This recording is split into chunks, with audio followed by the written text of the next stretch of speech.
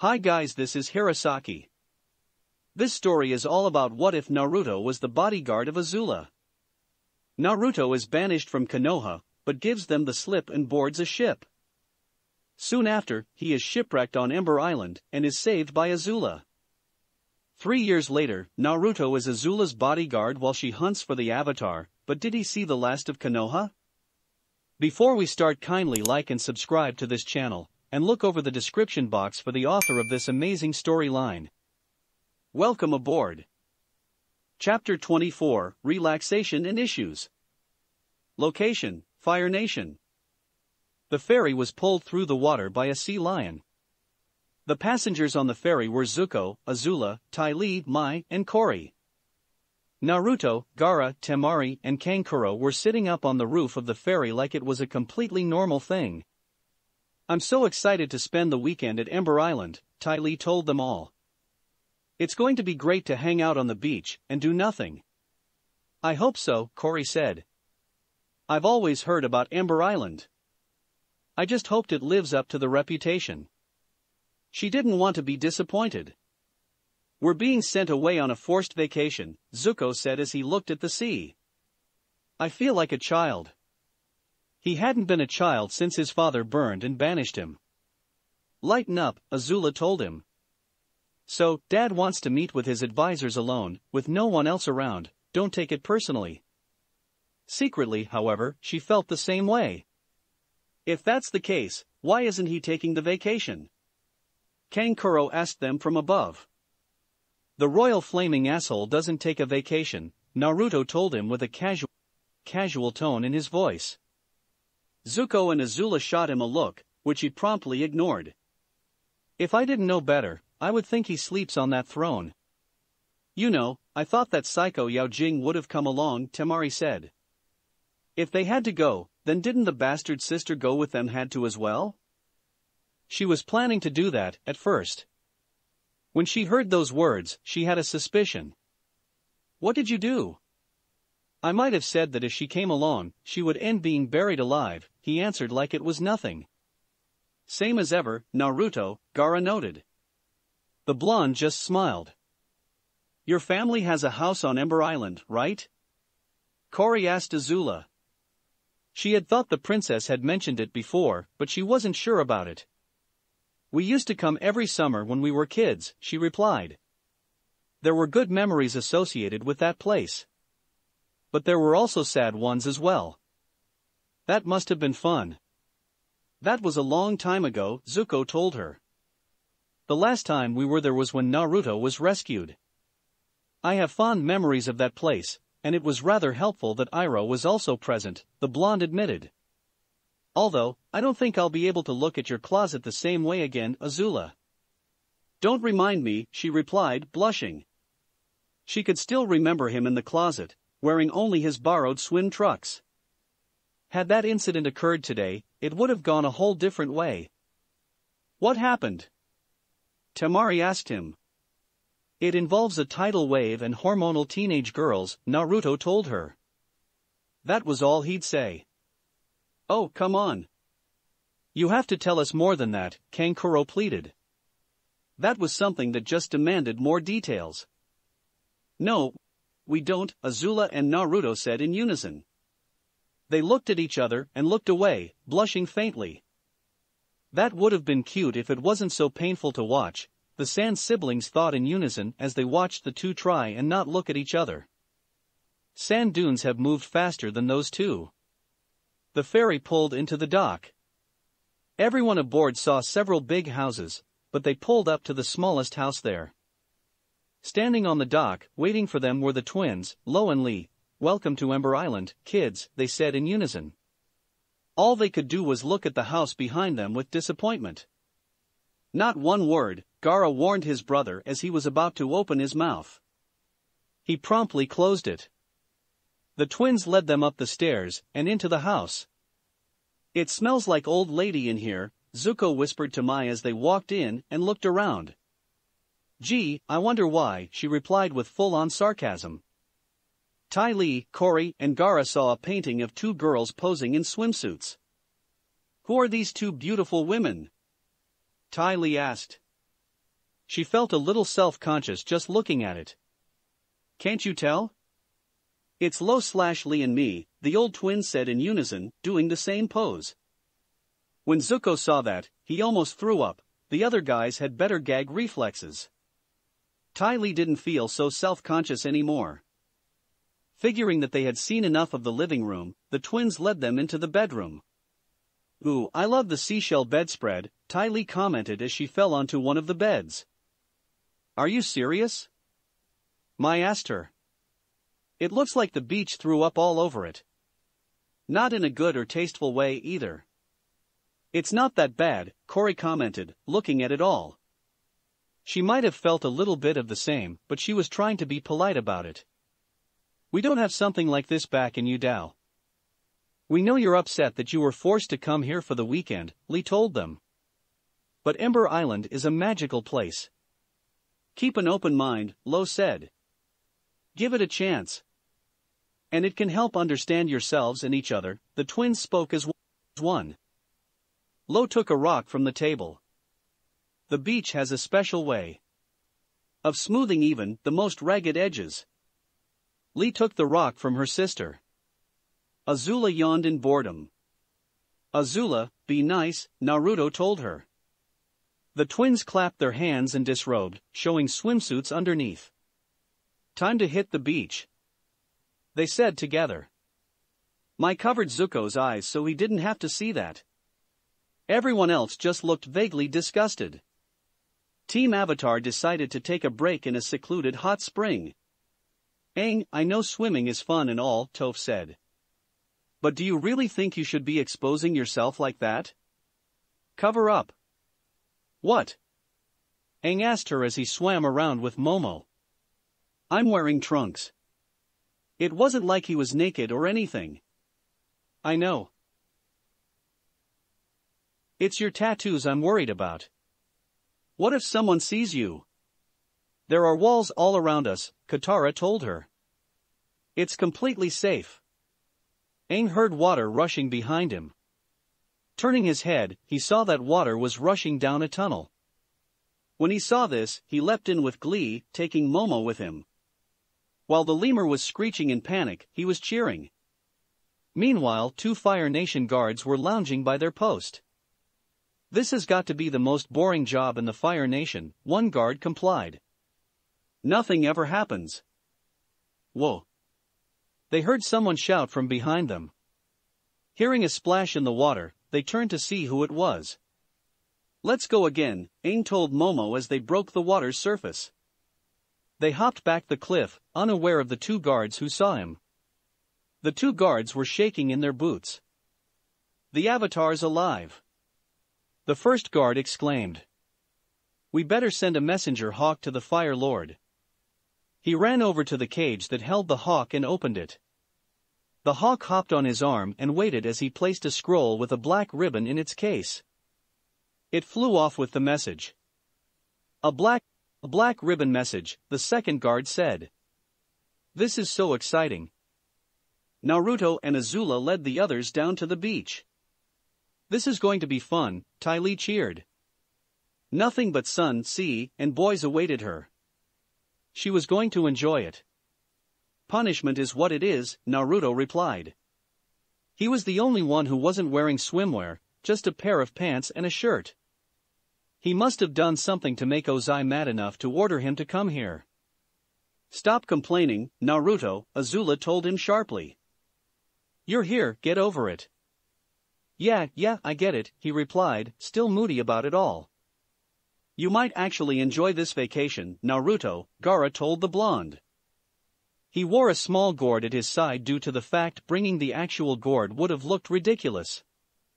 But this way, he could still enjoy this. They continued to make their way onto the beach, and then through it. Once they found a suitable spot, Azula was about to crush a couple of kids' sandcastles, but she felt Naruto's gaze on her back and decided not to. They began to unpack. "Where is my blanket?" Azula asked as she looked around for it. She got her answer when she saw Naruto rolling it out for her. "Here you are, my lady," he said in a tone that managed to sound both formal and mischievous at the same time. She lay down on the blanket. Thank you. Most teenagers who saw this were a little jealous. The boys and the girls had different reasons. Meanwhile, Ty Lee and Corey had attracted guys themselves. Hey, you need some help unpacking? One teenager asked Ty Lee, having become instantly enamored with her. Sure. Thanks.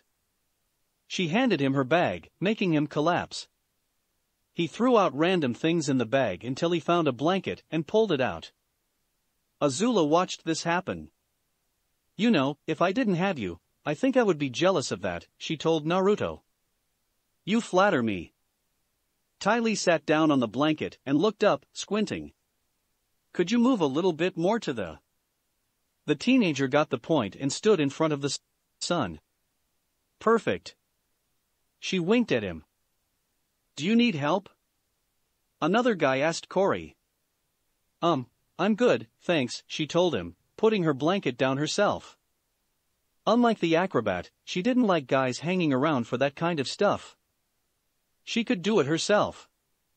He walked away with a defeated air about him. Why did you brush him off like that?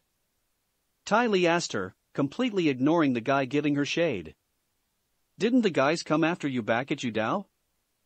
I don't know, she replied with a shrug. I didn't really pay attention to them. What did you do with all that time? I trained. That's it? The acrobat couldn't believe that was all she could have done.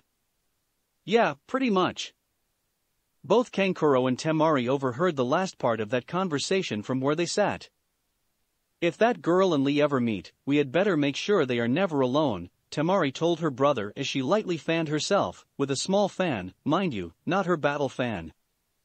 Seconded, he agreed as he lay on his back, fiddling with some extra parts from his puppets. Although, would Corey be open to the idea of wearing those hideous spandexes all the time? Temari winced at Kankuro's suggestion. Good point. Zuko and Mai were sitting underneath an umbrella together. Noticing a seashell nearby, he reached over and picked it up. Here, this is for you, he told Mai. Why would I want that? She asked. I saw it, and I thought it was pretty. Don't girls like stuff like this? Maybe stupid girls, she told him with a scoff, looking the other way. He threw the shell away. Never mind, forget it. That was harsh, Kankuro commented. Oh come on, Mai doesn't like stuff like that and we all know it, Temari replied. At least he's trying, Gaara said. This all made them look discreetly at both Naruto and Azula. She was relaxing, and he was keeping a subtle watch. Both were trying to avoid eye contact with the other. Had they even talked about the fiasco of a date? Kankuro asked. That night in Ba Sing Se wasn't something they were going to forget anytime soon. I don't think so. It seems that Naruto is still slow on the uptake in some areas. Why is that a relief? He didn't know why, but he felt relieved. Probably because we found a small part of the Naruto we knew is still there, Temari told him. He looked over to Gaara.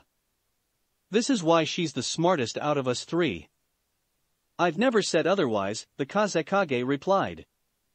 The seashell that Zuko had thrown landed next to another teenager. He turned around to see who threw it and saw Ty Lee. When she played with her hair, he saw it in slow motion. Grabbing the shell, he zipped over to her and offered it. Wow, thanks. This is so pretty, she told him, taking the shell. Not as pretty as you are, the guy told her, grinning as he attempted to flirt with her. Oh, gag me, Corey groaned. What was going on beside her was starting to get disgusting. You're pretty too, he assured her. She gave him a look. Just shut up. The shade guy, who had been fuming since the shell guy came over, finally snapped. That shell's not so great. He told the second guy. Ahem. Shade. Ty Lee told him pointedly, cover her eyes. Zuko, who had left Mai, returned with 2 ice cream cones. I thought, since it's hot, here. He sat down and offered her one of the cones, but at the angle he held it at, the ice cream fell off and landed onto her lap. Thanks. This is really refreshing, she said. Spotting a Kwai ball game in another area of the beach, Azula looked over and saw a game going on. Hey, beach bums, we're playing next, she told everyone before turning her head towards Ty Lee and Corey. Ty Lee and Corey, get over here now. When they heard that, they came over. Corey used her feet, Ty Lee her hands. You guys take one side, we'll take the other, Naruto told them as he and the Sand siblings went to one side of the net. I'll just referee, Corey said, standing on the side. There was no way she was going to get involved in this. She just knew it would be destructive.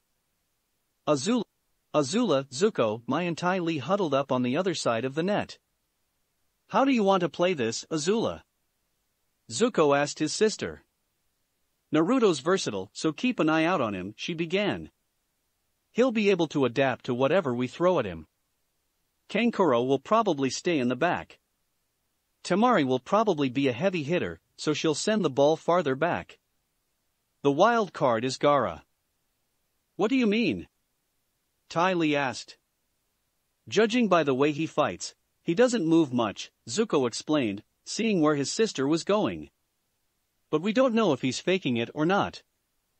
Good eye, Zuko, Azula complimented him. She hadn't thought he would pick up on that. So, what's the plan? Mai asked. We keep the ball away from Naruto for the time being and test the others' reactions. We'll go from there. They still have the advantage, Zuko noted. They all looked at him. What we have is mostly guesswork, but Naruto knows how we fight on the battlefield. He'll know we'll try to put that into how we play, and there's a good chance he'll tell Gaara and his siblings. We'll just have to go with it. With that said, they broke the huddle and took their positions. Azula served the ball and sent it over towards Gaara. It was meant to be a probing shot, but he bumped back into the air and Naruto smashed it back into the opposite side with an impressive overhead kick. It crashed into the ground before any of them could stop it. Is that the best you got, Azula? Naruto asked her with a small smirk. Not even close, Naruto, she told him. Bring it. Your wish is my command, my lady, he said, giving a mock bow and using that formal yet mischievous tone. The game continued, although as it progressed, it began to look more like a duel between Naruto and Azula. They had lost count of the number of times the ball flew out of the court, or of Corey calling a foul. A crowd had begun to form around the sides, and there was even cheering for each side. The game ended when the ball was teetering on top of the net. Both Naruto and Azula leapt for it, swinging their legs at it. They hit the ball at the same time, causing the thing to burst and actually setting the net on fire. Game's a draw, Corey declared. Well, that's a bummer, Ty Lee said as the crowd dispersed. She was bummed that they hadn't won. But she would get over it. I'm just glad it's over, Mai grumbled. Tell me about it, Kankuro told her as he, Temari, and Gaara joined them from the other side. You didn't have to put up with the constant mutterings of take off the shirt. Take off the shirt. Take off the shirt. What? The girls on our side kept saying that over and over for obvious reasons, Temari said, pointing at Naruto. I am not about to turn Ember Island into a condemned place, okay? He told her pointedly. She just raised her hands in surrender. She wasn't going to push that topic of conversation. While they had that conversation, two boys swaggered over to Ty Lee. I'm having a party tonight, one of them told her. You should come by. Sure. I love parties, she told them. Your friends can come too, the other guy said, gesturing to Mai, Corey, and Temari. Thanks for the invite, guys, Kankuro said, joining in the conversation. And who exactly are you? The first guy asked, the slightest amount of distaste showing in his voice. Her brother. He pointed to Temari. I'm surprised you weren't going to invite us, Azula said. The two shared a look. You don't know who we are, do you? Don't you know who we are? The first guy asked. We're Chan and Runjian. Yeah, Runjian said. And we should care about this, why? Naruto asked himself. That had better not be a question for me, the Kyuubi told him. But fine, you're invited, Chan said. Just so you know though, some of the most important teenagers in the Fire Nation are going to be at this party, so try to act normal. We'll do our best, Azula told them. They walked away. Now that those morons are gone, Naruto said, turning to the others, you guys go have fun in the water. You're not going to join us? Mai asked sarcastically, already knowing the answer. Don't be a smartass, Mai, he told her. You guys go wet, I'll stay here. He walked back over to the blankets and sat back down. Gaara joined him. Not going into the water? He asked the redhead. You need the company. They watched as the others start swimming in the sea. Naruto, about you and Azula. The Kazekage began. What about us? Naruto asked. Do you have feelings for her? The blonde suddenly felt flustered and embarrassed. What, where did this come from? It's a simple question. She's a princess, Gaara. I'm her bodyguard, he told his friend, trying to remain in control of himself. And you still haven't answered my question, Gaara remarked. There's nothing to answer. Naruto, I am not going to beat you black and blue to make you answer the question. Just answer already. I mean it, Gaara. She's a princess, I'm her bodyguard, the blonde repeated himself. That's all there is to it. This isn't one of those books or movies where the princess falls in love with the bodyguard. Oh, the irony, the Kazekage thought. Have you even asked her if she's in love with you? He groaned. Why do you have to keep bringing things up like this? First, it had been Konoha. Now, it was his relationship with Azula. I'm your friend. It was a simple answer, but meant so much more. And Naruto knew that.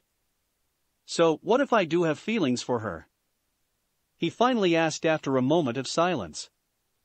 In the end, it won't work. You're afraid of being rejected, Gaara told him. You don't want this to end up like you and Sakura. I said I didn't want to hear this, he half growled at him. I'm ignoring you. You keep telling me that you left Konoha behind, but it seems you still keep a part of it with you. She's not Sakura, Naruto. She's not going to punch you if you ask her out on a date. Nah, she'll just fry me alive. Or electrocuting him to death, whatever mood Azula was in. No, she won't, and you know it, Gaara told his friend sternly. You know she has feelings for you, but you won't tell her what you feel. You'll only hurt yourself if you keep going on like this. She won't reject you, Naruto. You don't know that. And neither do you. That was when they heard sniffling nearby. Turning towards the sounds, they saw a little boy crying. Hey, little man. Why are you crying? Naruto asked with a gentle voice, walking over to the boy and kneeling down in front of him. Those kids told I couldn't play with them, the boy said, his voice quivering. They said they don't need someone who's stupid and keeps messing up their sandcastle. Have you tried making your own sandcastle? Gaara asked, joining them. It's no fun making one on your own. And mine keep looking pathetic. Tears began to fall from his face again. What's your name? Naruto asked as he shared a quick look with Gaara, who silently nodded in agreement. Hung, the boy answered. My name is Hung. Would you like it if we played with you? He stopped crying and looked at them. What? They bowed to him like servants to a master. Command us, my liege. We are but minions to you. Order us and we will do your bidding. Really? Why, you mean it? He asked with a hopeful voice. Of course, my lord, Gaara said. Please tell us what to do. The tears stopped falling, and he gave a big grin. You will help me make the best sandcastle on Ember Island. He ordered. As you wish, master, the two of them said together, bowing their heads. Meanwhile, the others were swimming and playing water games. "Hey, where did Naruto and Gaara go?" Cory asked when she looked back at the blankets and didn't see them. "They'll probably around," Mai said, not really caring about them at the moment. Without telling us where they went. That seemed a little unlikely. They can handle themselves. They don't need to tell us where they're going every single time, Temari pointed out. "Hey, what's causing that ruckus?" Ty Lee asked, pointing to where a small crowd had gathered. They came out of the water and went over to the crowd. That was when they saw a funny thing. They saw both Naruto and Gaara building a sandcastle and being ordered around by a little boy. "Minion," Hung said to Naruto in an imperious voice, "are the walls not done?" "I'm almost done, Master," Naruto said as he built sandcastle walls. "Master, would you like there to be a moat around your castle?" Gaara asked the boy. "Of course I do." It went on like this, and it was humorous to watch. Naruto and Gaara acted like Hung was their master and obeyed his every order, even if it led to them crashing into each other and destroying parts of the castle. They didn't argue or talk back. They had fun with the kid while also making the crowd laugh. Azula watched this and saw that Naruto was great with kids. He would make a great parent, she thought.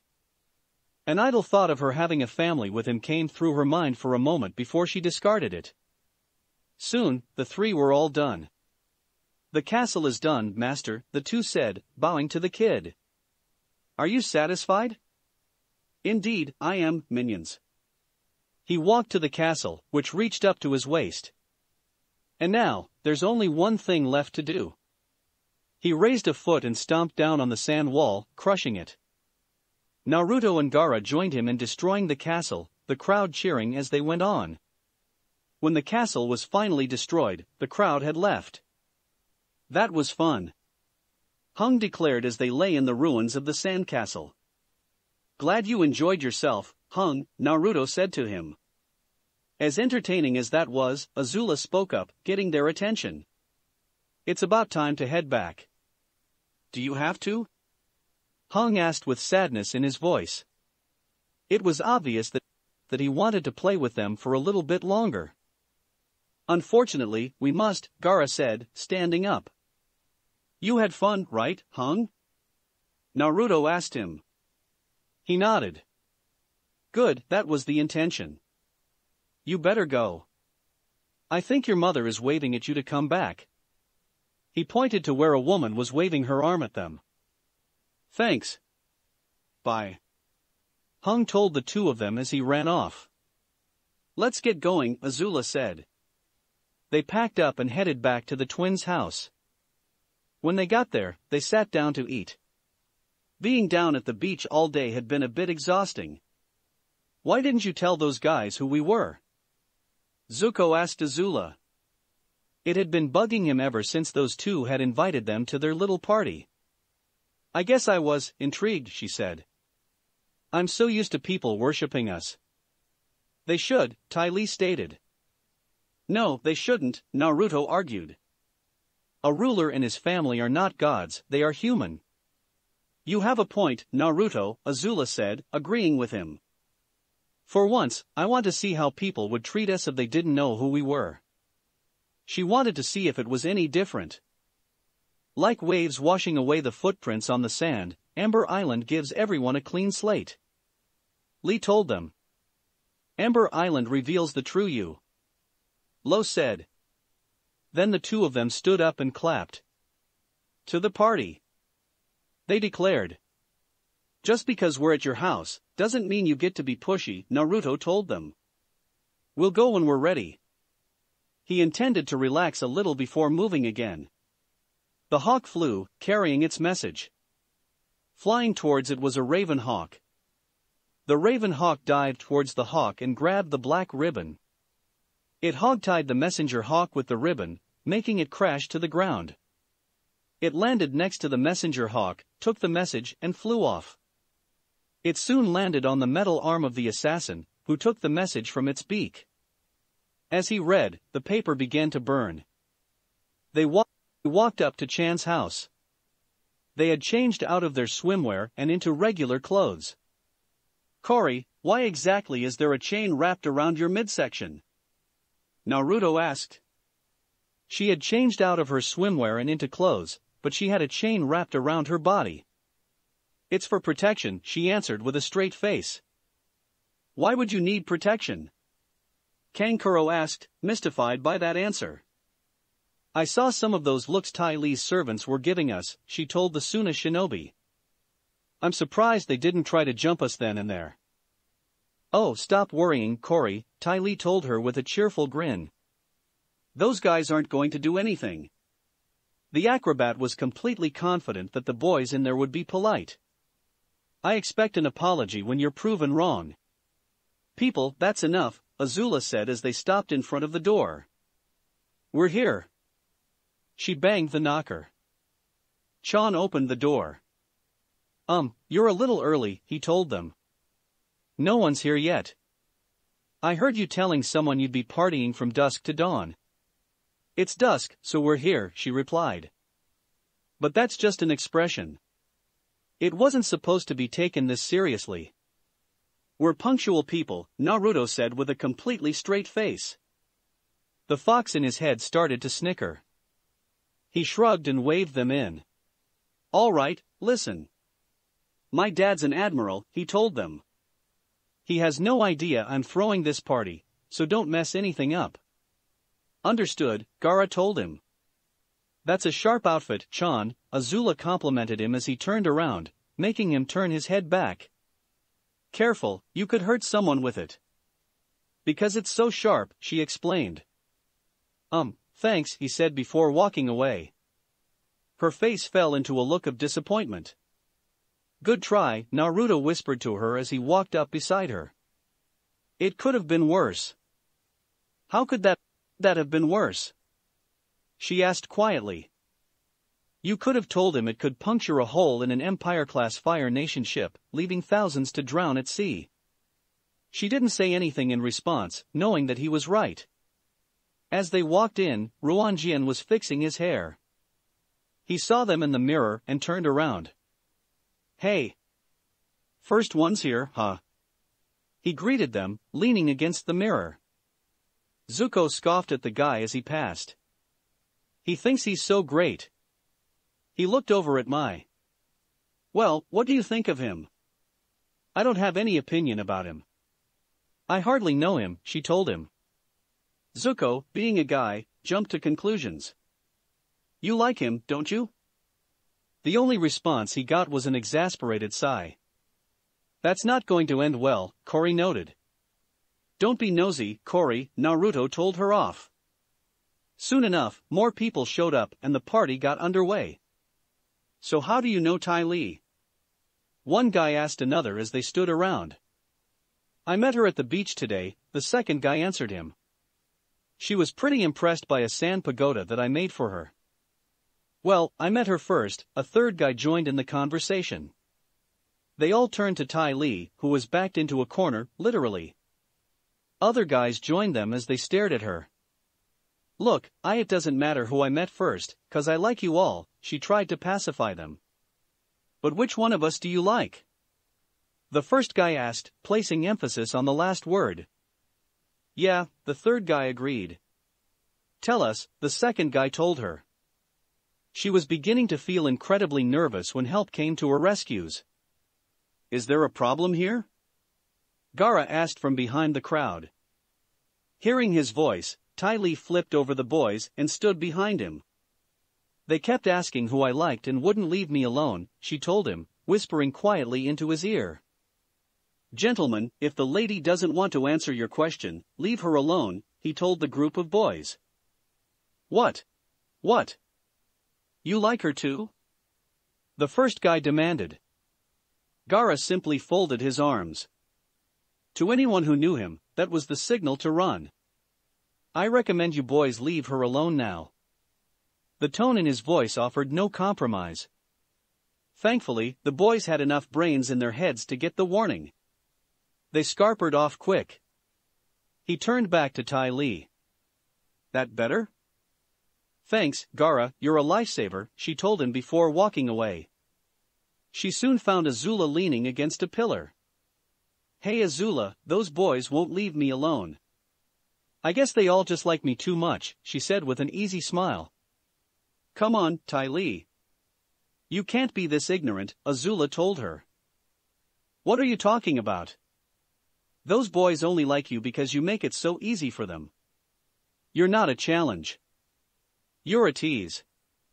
It's not like they actually cared who you are. Those words made Ty Lee start to cry. Okay, calm down. I didn't mean what I said.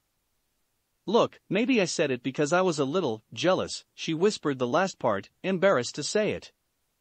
What? You're jealous of me? But you're the most beautiful, smartest, perfect girl in the world, the acrobat protested, the tears having quickly dried up. Well, you're right about all those things.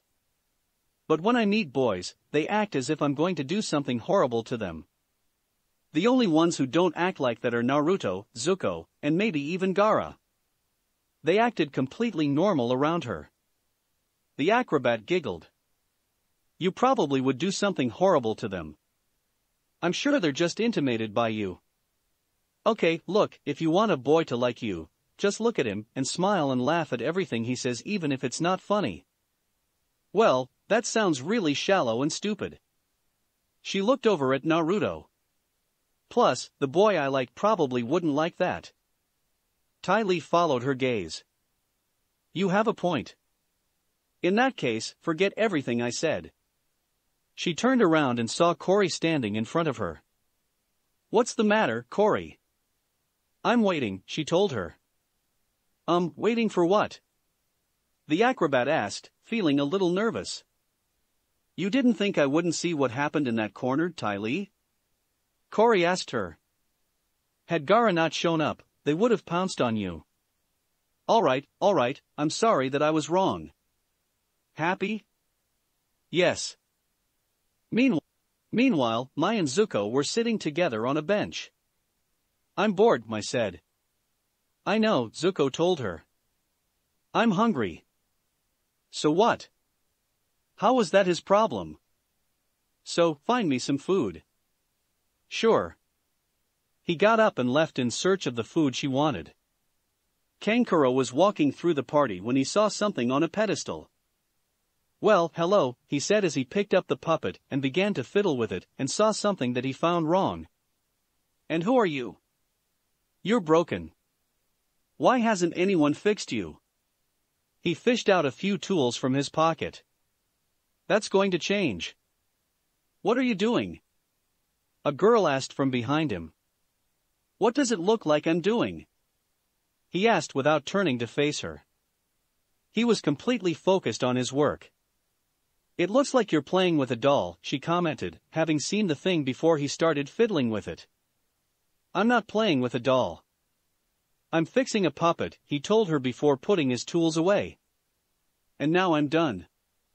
He hoisted the puppet off of the pedestal and showed it to the girl. It had been a quick and easy job. Why are you so interested in a broken puppet? She made it sound like it was the weirdest thing anyone could have done. I restore puppets. It's a profession where I'm from. Puppets are quite valuable in my home, he explained, omitting the rest of the facts. How is that possible? To her, puppets were just puppets. We're home to many puppet theaters, Temari told her as she joined in the conversation. Really? Asked the girl as she looked back at Kankuro with a new interest. So, you're a puppet actor? Well, I'm training to be one. A part of the training is that you help restore the puppets. Then make your own, he explained. Have you made yours? Yes, I have. But I didn't bring him here. He placed the puppet back on the pedestal. If you can, tell Chan that it's fixed. He walked away with Temari. You and I know perfectly well that you brought Sasori with you, Temari whispered. Her brother had been working on that puppet long before Gaara went on vacation. But I didn't bring him here, he whispered back, gesturing at the house. That would have caused a scene. And that was the last thing they needed right now. As they were talking, Zuko was putting food on a plate for Mai. As he walked away, another guy swung his arm and knocked the food on the ground. "Hey, watch it," Zuko told the guy. "That food was for my cranky girlfriend."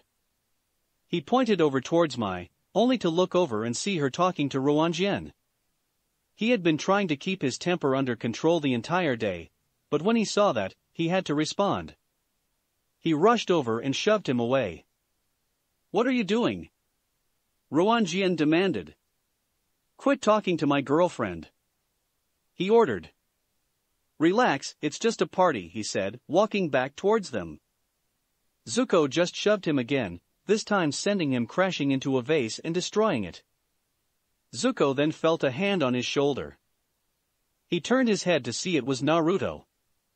"Calm down now," the blonde ordered. "Zuko, what is wrong with you?" Mai asked. She had been surprised to see something like that happen by him. "What's wrong with me?" he asked back. "Your temper is out of control and you're blowing up over the littlest thing." "Well, what about you? You have no passion for anything. You're just a big blah." "That's enough," Naruto thundered, getting their attention and everyone else in the house. "The two of you, knock it off," he ordered the two of them. Mai decided to get the last word in. "It's over, Zuko. We're done." "What did I just say, Mai?" Naruto asked her. She fell silent. "Who broke my Nana's vase?" Chan demanded, running over to the destroyed vase. Ruanjian pointed at Zuko. "That's it. You're out of here." He shrugged his shoulder out of Naruto's grip. "I was just leaving." He didn't want to spend another minute at this party. "Have fun by yourself, loser boy," Ruanjian called after him as he walked away. "Nice," Chan said. Zuko said nothing. He just walked out of the house, slamming the door behind him. He walked down to the beach and away from the house. He wasn't quite sure how long he had walked. But when he passed a rock, looked up and saw the old beach house, he knew he had walked far. "It's been a while," he thought to himself. He started to walk up to the house.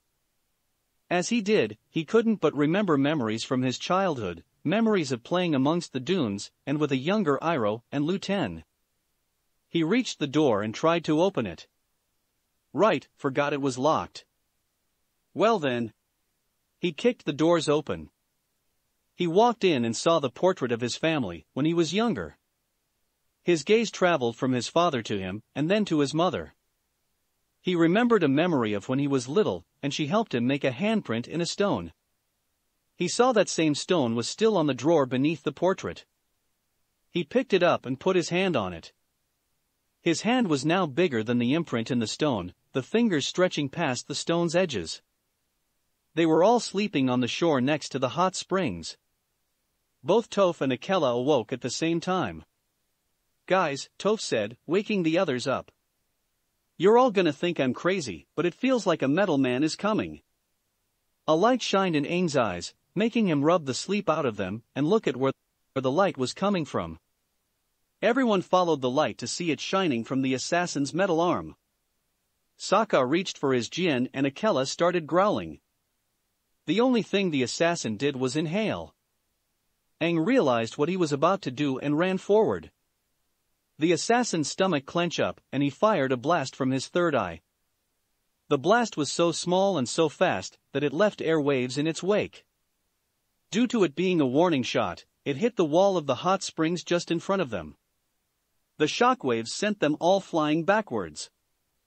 Toph recovered first and retaliated by bending a large rock wave at the assassin. Just as it was about to completely cover him, he destroyed it with another blast, which also flew directly at the team. Aang deflected it with an air blast. The force of it sent him skidding backwards. Katara tried to attack by bending a large wave of water at him. He hit that with a blast as well, causing the hot springs to be covered in steam, blocking his view of the team. I thought I'd find you here, Azula remarked as she stood on the steps of the house. She looked at Zuko, who was sitting against one of the wooden columns. Those summers we spent here seem so long ago. Even the one when we met Naruto, he told her, looking at the stone with his handprint. So much has changed. For a moment, he wished that he could go back to those summers again. Come down to the beach with me, she told him after a moment's silence. Come on. This place is depressing. She walked away. He followed her after leaving the stone on the steps. The two of them walked down to the beach, where the others were waiting. Zuko and Mai shared a glance before he kept on walking. Hey, Mai said, trying to mend the bridge. Where's your new boyfriend? Zuko asked curtly. She scowled and looked away. When he realized what she was trying to do, he walked over to her and sat down next to her. Are you cold? He asked her, putting his hand on her shoulder, which she slapped away. I'm freezing, Ty Lee declared, trying to relieve the tension that was surrounding the air around them. I'll make a fire. He looked up to the house. There's plenty of stuff to burn in there. You'd better not go pyromaniac on us, Corey warned him. Was that really necessary, Corey? Tamari asked. The assassin fired another blast through the mist, trying to hit the team, but he missed. The others could hear the noise and feel the vibrations. This is crazy, Sokka declared. How could we beat a guy who blows things up with his mind? We can't, Aang said. Jump on Appa. I'll try to distract him. He leapt away before anyone could argue with him. He charged through the steam and leapt over the hot springs wall, avoiding another blast by inches. He slid down the other side and ran into the forest of rock columns and hid behind one. The assassin chased after him. He looked around and soon spotted him. He fired off a blast that destroyed the rock column and Aang too, had he not leapt to a different column. He repeated the action again at the second column. This time, Aang leapt away and responded with bending a column at the assassin. He replied by destroying the column with one blast and fired another at Aang. Aang managed to survive by using air bending against the blast to be sent flying off into the air. He landed far away from the assassin, smashing through a column as he landed. The assassin rushed over to the destroyed column and then began to walk slowly, his eyes searching for his target. As he walked back one column, he stopped and took a closer look. All he saw were Aang's eyes underneath the rock before Aang leapt out covered in stone. He jumped off of the assassin's shoulder and into the air. The assassin fired another blast at him, which only sent him further into the air. Finally, the stone covering him broke away and he began to fall. That was when Appa flew in and caught him. I'm okay, he told them as he regained control of his breathing. Well, that was random, Toph stated. I don't think so, Katara said. I get the feeling he knows who we are. Oh great, one more thing to worry about, grumbled Sokka. Akela nodded in agreement. They had managed to start a fire. What are you doing? Ty Lee asked Zuko as he threw the painting of his family onto the fire. What does it look like I'm doing? He asked back. But, it's a painting of your family, she protested. That wasn't something you should just toss into the fire. You think I care? I think you do. You don't know me, so why don't you just mind your own business? He turned around and started to walk away. She scoffed quietly. I know you, she said quietly. But he heard her, and it made him stop walking. No, you don't, he snapped, turning to face her. You're stuck in your little Ty Lee world where everything's great all the time. And here we go, the QB said with exasperation. I hate it when you humans reach puberty. All those emotions, hormones and other whatnot, it's enough to make a Biju gag. Speaking from experience, are we? Naruto asked him. The blonde was standing next to the rock Azula was sitting on. Shut up. Zuko, leave her alone, Mai ordered him. The scarred dragon ignored her. I'm so pretty. Look at me, I can walk on my hands. Who? He mocked Ty Lee, getting into a handstand. He held eye contact with her before falling and looking up at the sky. Circus freak. Both Azula and Cory looked like they were about to do serious harm to Zuko when Ty Lee spoke. Yes, I'm a circus freak. You want to know why I joined the circus? She asked him. Do you have any idea what my home life was like? Growing up with 6 sisters who looked exactly like me? It was like I didn't even have my own name. She fell to the ground and began to cry. I joined the circus because I was scared of spending the rest of my life as part of a matched set. At least I'm different now. Circus freak is a compliment. Guess that explains why you need 10 boyfriends too. Mai said. The acrobat looked at her. I'm sorry, what? She asked with indignation. Attention issues, the knife wielder explained.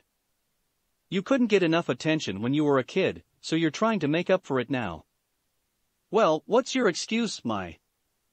You were an only child for 15 years, but even with all that attention, your aura is this dingy, pasty gray.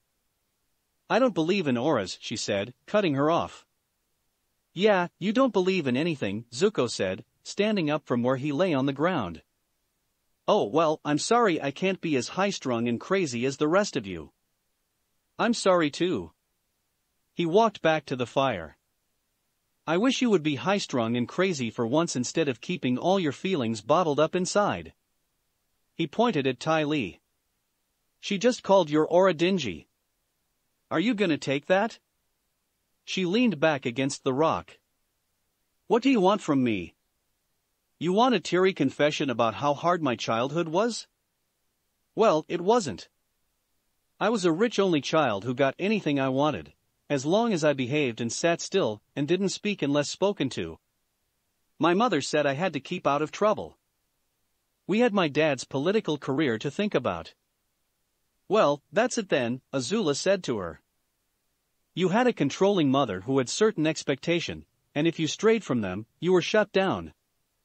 That's why you're afraid to care about anything and why you can't express yourself. You want me to express myself? Leave me alone. She shouted, standing up. That action surprised everyone. I like when you express yourself, Zuko told her as he tried to put a hand on her shoulder. It was the only time the Mai he loved showed herself. Don't touch me. She snapped at him, taking a step back. I'm still mad at you. She sat back down on the rock. My life hasn't been that easy either, Mai, he told her. Whatever. That doesn't excuse the way you've been acting. Calm down, you guys, Ty Lee said to both of them. This much negative energy is bad for your skin. You'll totally break out. Naruto groaned quietly when he heard those words and covered his eyes. Why did she have to go there? Why? He asked himself. That probably had to be one of the dumbest things to at this point. She didn't think it through? The fox offered with slight sarcasm. Bad skin? Repeated Zuko. Normal teenagers worry about bad skin. I don't have that luxury. My father decided to teach me a permanent lesson on my face. He pointed to his scar to emphasize his point. Sorry, Zuko, Ty Lee tried to apologize. For so long I thought that if my dad accepted me, I'd be happy, he ranted, turning around and walking a few steps away. I'm back home now, my dad talks to me. Ha! He even thinks I'm a hero.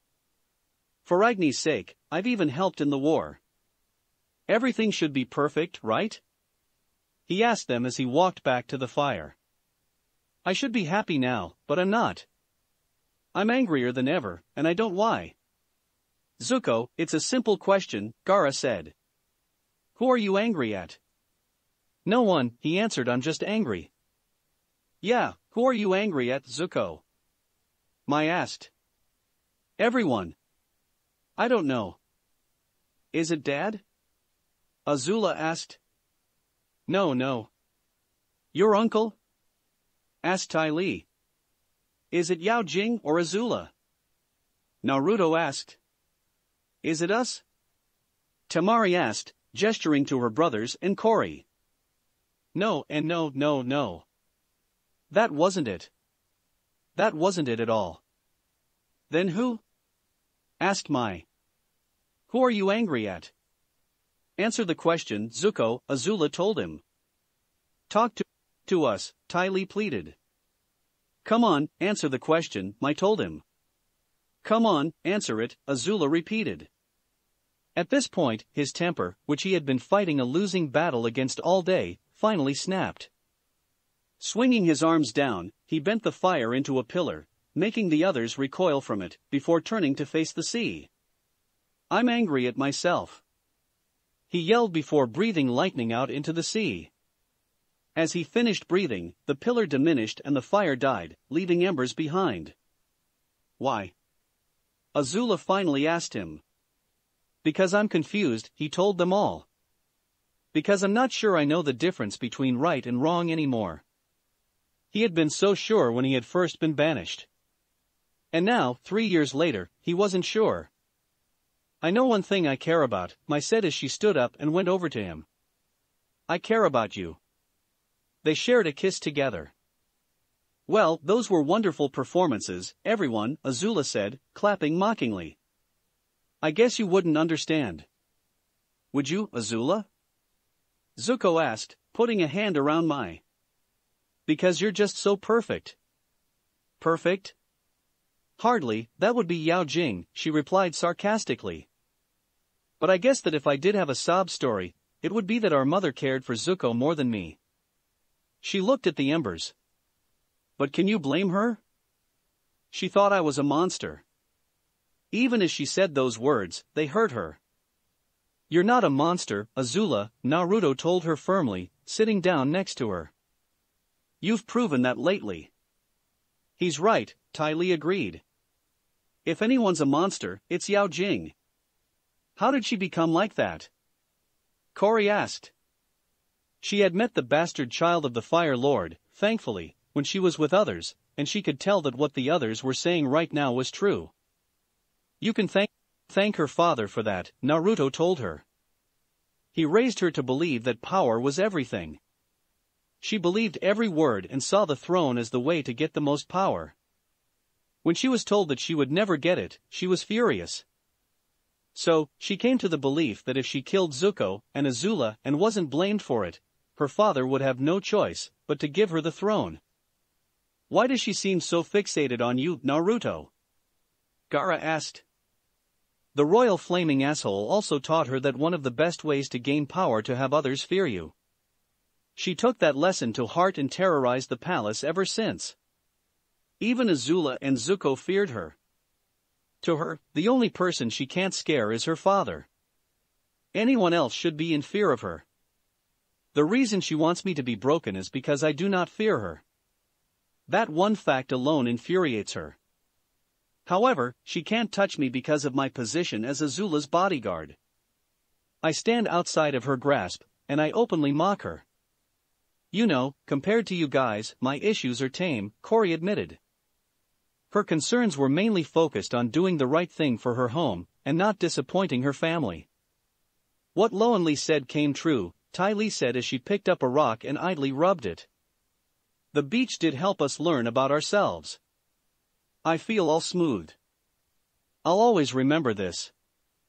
Azula got an idea. You know what would make this trip really memorable? She asked them with a smirk on her face. I know that look in your eye, Azula, Naruto said, making her stop. But for once, I'll condone it. Her smirk grew at those words. What did you have in mind? Gaara asked her. She quickly told them the idea, and led them back to Chan's house. Chan opened the door after they had banged on the knocker. We have some bad news, Chan, she told him. Party's over, Zuko declared. They all charged into the house, except for Naruto, who stayed outside and proceeded to destroy it. As they tore up the house, teenagers ran out of the house screaming, even Ruanjian. But Naruto still stayed outside. Kankuro, what are you doing? He heard Temari ask her brother. What does it look like I'm doing? The puppeteer asked back. I'm saving the puppet. Just leave the thing alone. Zuko shouted out. Are you insane? This is a beautiful piece of work. The Suna shinobi appeared at the door. Naruto, hold this. He handed off the puppet to him before going back to the carnage. And the blonde still waited outside, puppet in hand. By the time they were done, the house had been all but burned down to the ground. You guys have fun? Naruto asked as they left the burning building. Why they all nodded in acknowledgement. Chan was just staring at the remains of his family's beach house. Why did you guys do that? He demanded. There's nothing left. All right, here you go. The blonde handed the puppet back to him. We'll be leaving now. He and the rest of the group turned around and walked back down the steps. What am I going to tell my father?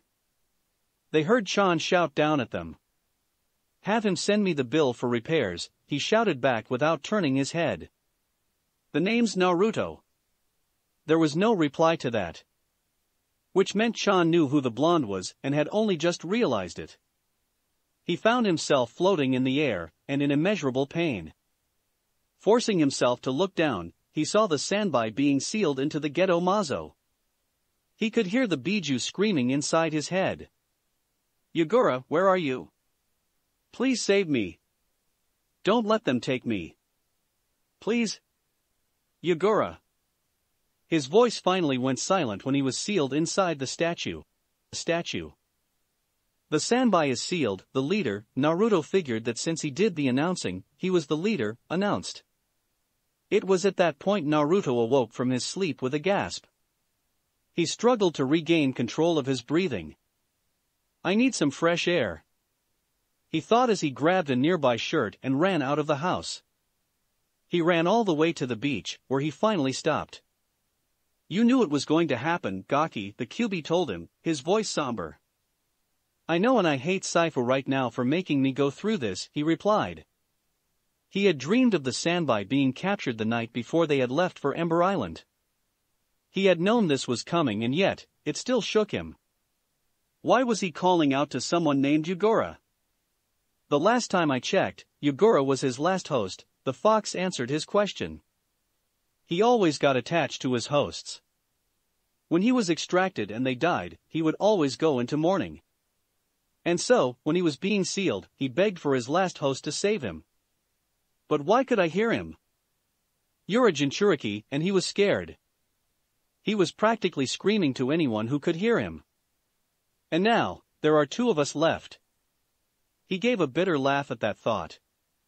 How long will it be until they come back? Will I be the last, or am I next on the list? Maybe you should let the other paragons help you when they come? How can I do that? He asked the Biju.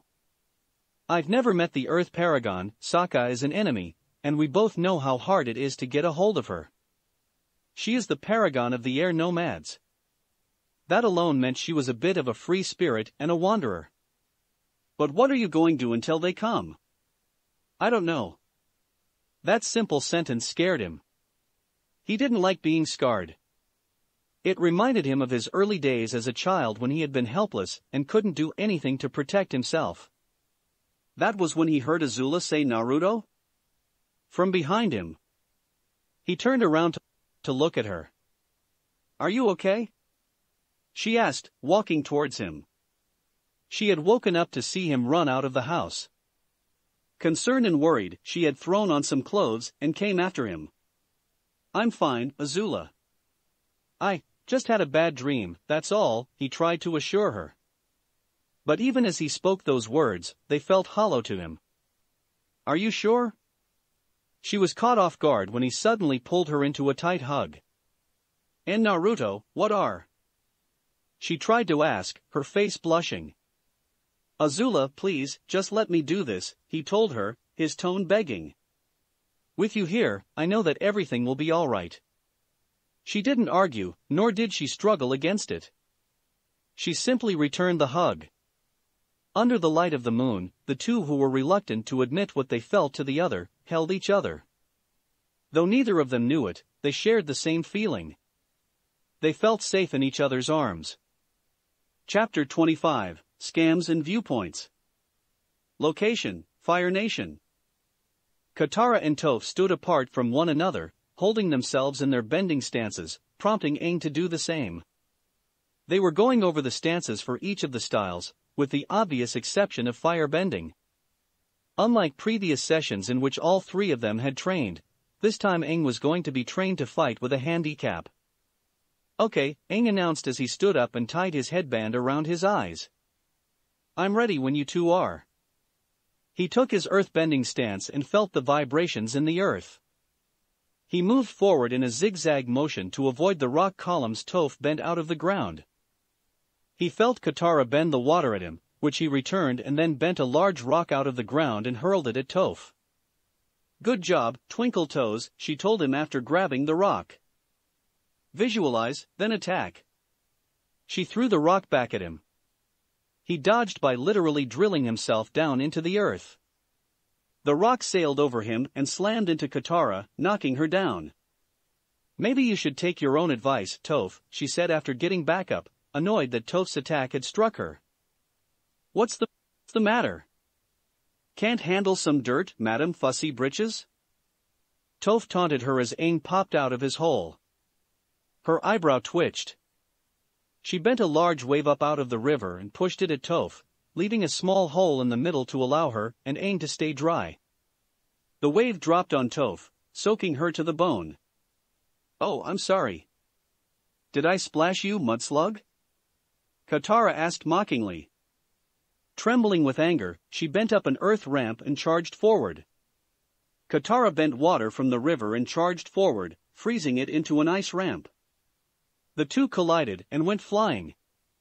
Are we taking a break? Aang asked. The blindfold was still around his eyes. Meanwhile, Sokka had been lying in wait. Sneak attack! He shouted out as he charged forward.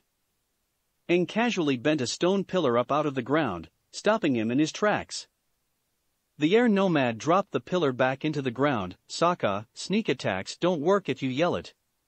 He began as he turned around, raising the headband. However, he didn't see Sokka. That was when he felt the edge of a jian at his throat. I know they don't work, which is why I did it, the tribesman said from behind. It was meant to distract you. You got me again, he admitted a little sheepishly. Sokka withdrew his jian. Meanwhile, Katara and Toph were fighting in the mud. Hungry for a mud pie? Asked Toph, kicking mud in Katara's face. She stumbled back and tried to wipe the mud off her face. I'll give you a mud pie. She bent mud at Toph, knocking her down. She leapt back up and off-balanced her by bending a small earth column up underneath her. It sent her flying back against the wall. They were about to attack each other again when Aang spoke up. Guys? I thought we were supposed to be training me. That was the whole point of the training, wasn't it? Katara calmed down and took a few steps forward. Very well, pupil, she said as she walked away from them, intent on getting cleaned up. I believe we've had enough training for today. Toph bent the mud off and walked out of the mud pit. While Katara cleans up, let's go have some fun. She told Sokka and Aang. They agreed. They walked down a road in the nearby city.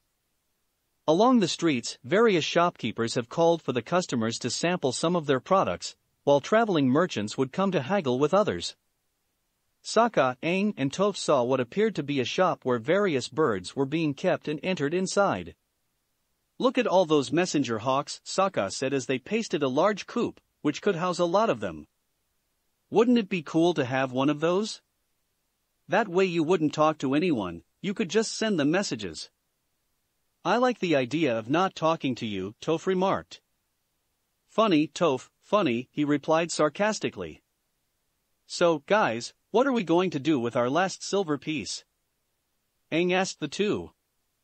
They hadn't taken a lot of money when they left, so they didn't buy a lot of things. We can get more money, Toph answered as she stopped and pointed down at the street below them. Right there. Aang and Sokka looked down at where she was pointing.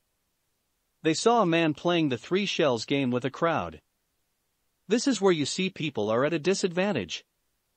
Everyone guesses wrong because the dealer moves the rock at last minute, she told them as they walked over.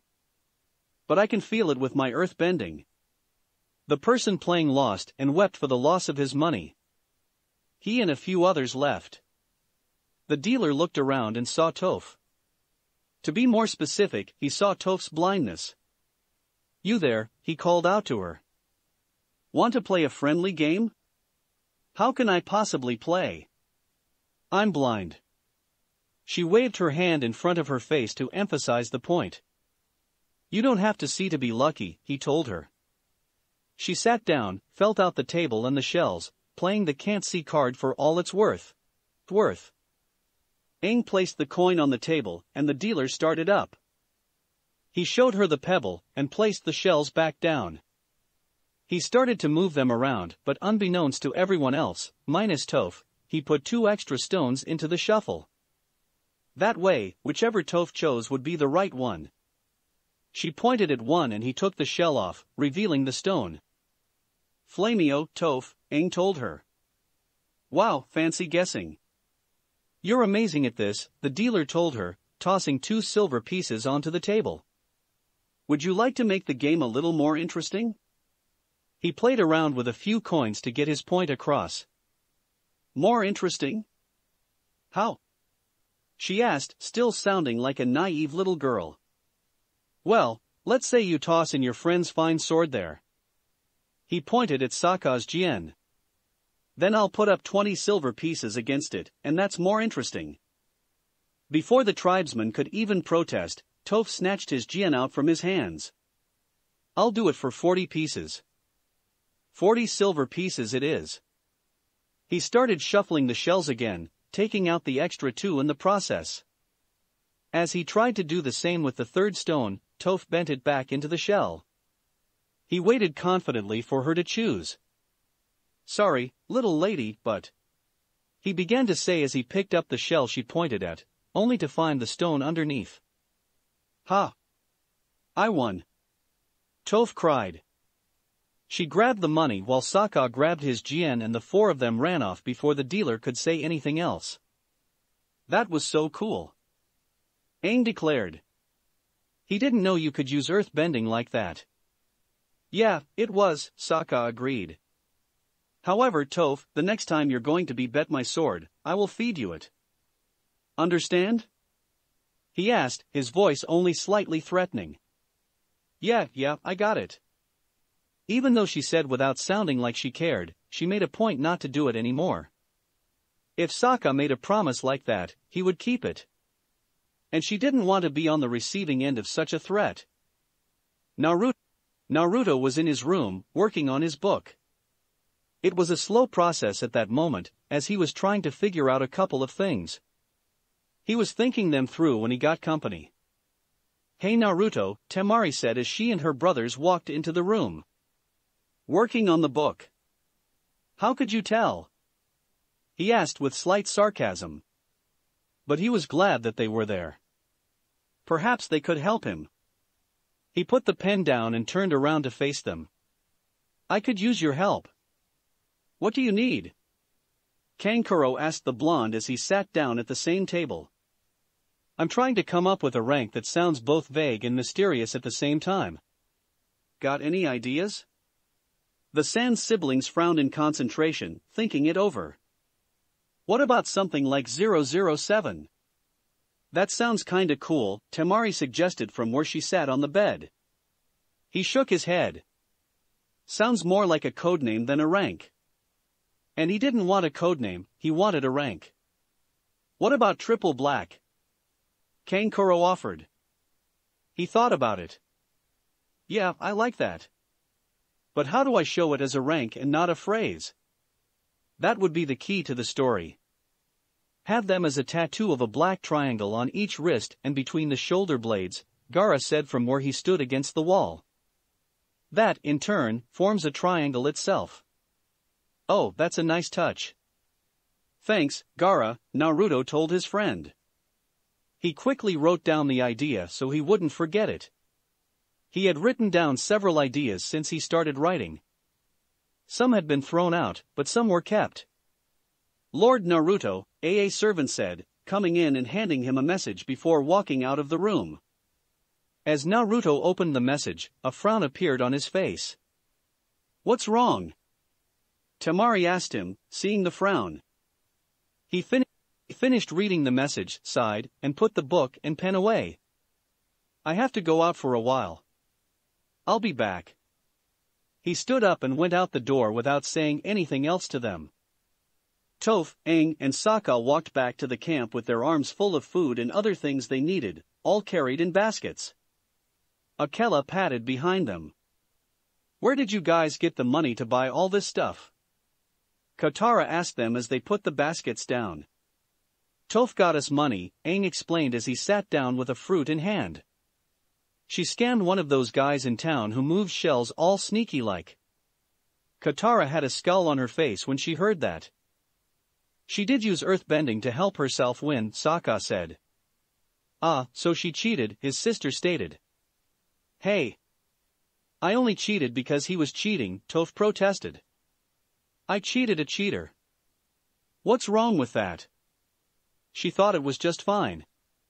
Katara, however, did not. I'm just saying this isn't something we should make a habit of doing. Why?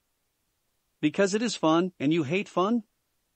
The blind earthbender asked her. I don't hate fun. She protested before putting Momo on top of her head. See? Fun, Momo fell off, screeched at her, and ran away. Katara, I'll personally make you an avatar promise that we won't make a habit doing these scams, Aang told her, standing up and raising his headband to show his arrow tattoo.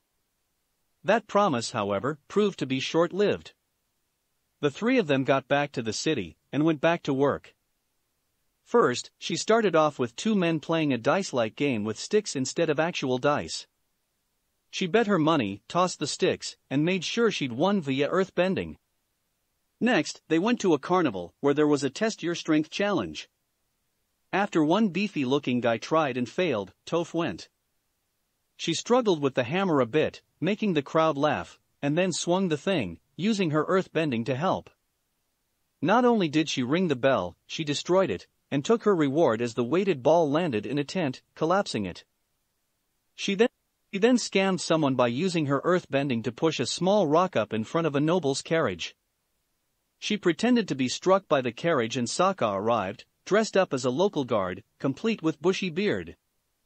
The nobleman had bribed him with several small bags of money before he supposedly agreed to look the other way. Naruto walked back into the palace. What he was going to do next, he was not going to enjoy. As he walked through the halls, he went past Azula, Zuko, Kori, Mai, and Ty Lee. Ty Lee noticed the strange look on Naruto's face and maintained her composure in front of the others, but Mai and Kori didn't notice her reaction to Naruto's expression at all. Hey Naruto, Ty Lee called out, waving him over. Where have you been? I went to go see a prostitute, he said bluntly. Don't jump to conclusions, he warned them as Ty Lee, Mai, and Kori had looks of outrage on their faces. Azula had one of hurt. What exactly are we supposed to do when you say something like that? Mai demanded. She does have a point, Naruto, Zuko agreed. And I'm not saying this as her boyfriend. He had thought that the blonde loved his sister. Now he did something like that? First off, just because she's a prostitute doesn't mean I slept with her, he told them. Second, she asked me to come for a favor. What kind of favor? Kori asked him, still a little suspicious. That is something only a few of us need to know right now. He turned to walk away. Zuko and Azula, come with me, he ordered the siblings. After sharing a brief look, they went after him. Where are we going? Zuko asked. While he might have wandered the halls at night occasionally, something that drove Ha absolutely nuts, he was fairly certain that he had never been down this part of the palace. Somewhere I'd never thought I'd go voluntarily. If this wasn't happening, she would owe me big time. Naruto muttered that last part to himself. I might as well go back to Kozan and endure another one of Governor Shun's lectures over this. Naruto, just what is this prostitute to you? Azula asked, having heard the muttered part. As far as she knew, he didn't act like this for any prostitute. Then again, she didn't think he knew any prostitutes. You'll see. We're here, he said, stopping in front of a door. The two siblings immediately realized where they were. Naruto, this is Yao Jing's room, Zuko said, looking at the door with confusion. I know. Trust me, I know. He knocked on the door. The brief silence that followed was almost deafening. Yao Jing opened the door. When she saw Naruto, she glared at him. What do you want? She all but snarled at him. Can we come in? He asked her, not batting an eyelash. If you've got something to say, then say it there. Otherwise, go away. You do realize that it's fairly rude not to invite guests in, right? She was about to slam the door in their faces when he gave her surprising news. Your mother is dying. While Azula and Zuko were shocked by those words, their bastard sister didn't show a single thing on her face. So, what's your point? She asked him, like it was nothing of great consequence. She wants to see you before she dies. She asked me to pass that on to you. He looked her straight in the eye. Should I tell her you'll be coming? Leave. She slammed the door shut. The echo of that slam seemed to hang around the hallway for a few seconds. That went well, the blonde said as he walked away. Is her mother really dying? Zuko asked as he and his sister followed. While he and Azula knew that Yao Jing's mother was a whore, they had never actually met the woman. Do you honestly think I would lie about something that's serious? How do you know her? Azula asked her bodyguard. I tracked her down after I met Yao Jing. Once I found her, I got to know her, and we became friends. He chuckled. It's ironic. One of the most sadistic and evil people I know on this planet is the daughter of the whore with the biggest heart of gold I have ever seen. What will you do now? I'm going to see her one last time. The two of her are welcome to come along, but it won't be a pretty thing to see. What do you mean? Zuko asked him. But even as he asked the question, a sense of dread was welling up in his stomach. She's been burned, and it was your loving father who wielded the flame. The blonde's voice was filled with a kind of cold hatred when speaking of Ozai. Guys, I think these scams have gone on long enough, Katara told the others as they sat around in the camp.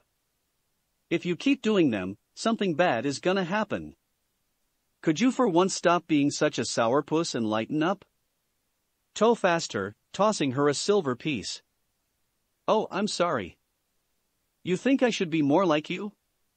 Like some wild child? She asked in return, tossing the piece down to the ground. Yeah, maybe. Maybe then you'd see how great we have it. As she spoke, Sokka grabbed the piece from the ground. I mean, look at us. We're traveling around this side of the planet, making easy money, having fun, with no parents telling us what to do. Ah, I see. You're acting like this because of your parents. Suddenly, things were making a lot more sense to the waterbender. Whatever. They were controlling over you, so you ran away, and now you act like your parents don't exist. You act like you hate them, but you don't. You just feel guilty, Katara told the blind earthbender. I do hate them. Toph insisted. They had locked her away from the world and she had to run away to see it and to train the Avatar. How was she supposed to forgive them for doing that to her? Would you do the same thing if it was your parents who are locking you up because they think you're helpless? I would feel the same way as you do, but I don't think that's the case. I think you miss them, but you don't want to deal with that, so instead you act like this crazy person. That made a lot more sense to the waterbender. Look, I ran away to help Aang. She declared, standing up. You know what? It doesn't matter. These scams put us all at risk, and we don't need that, Katara insisted. We already got some third-eyed freak after us. Let's just call him the assassin, Sokka stated. What? No colorful name? Aang asked playfully. When it came to name-calling, Sokka was king. This is nothing to kid about, Aang, the tribesman told him with complete seriousness. We're in serious danger because you were stupid enough to display your tattoos, even when you think no one else is looking. We have enough money. Katara told Toph, completely ignoring Sokka and Aang. You need to stop this.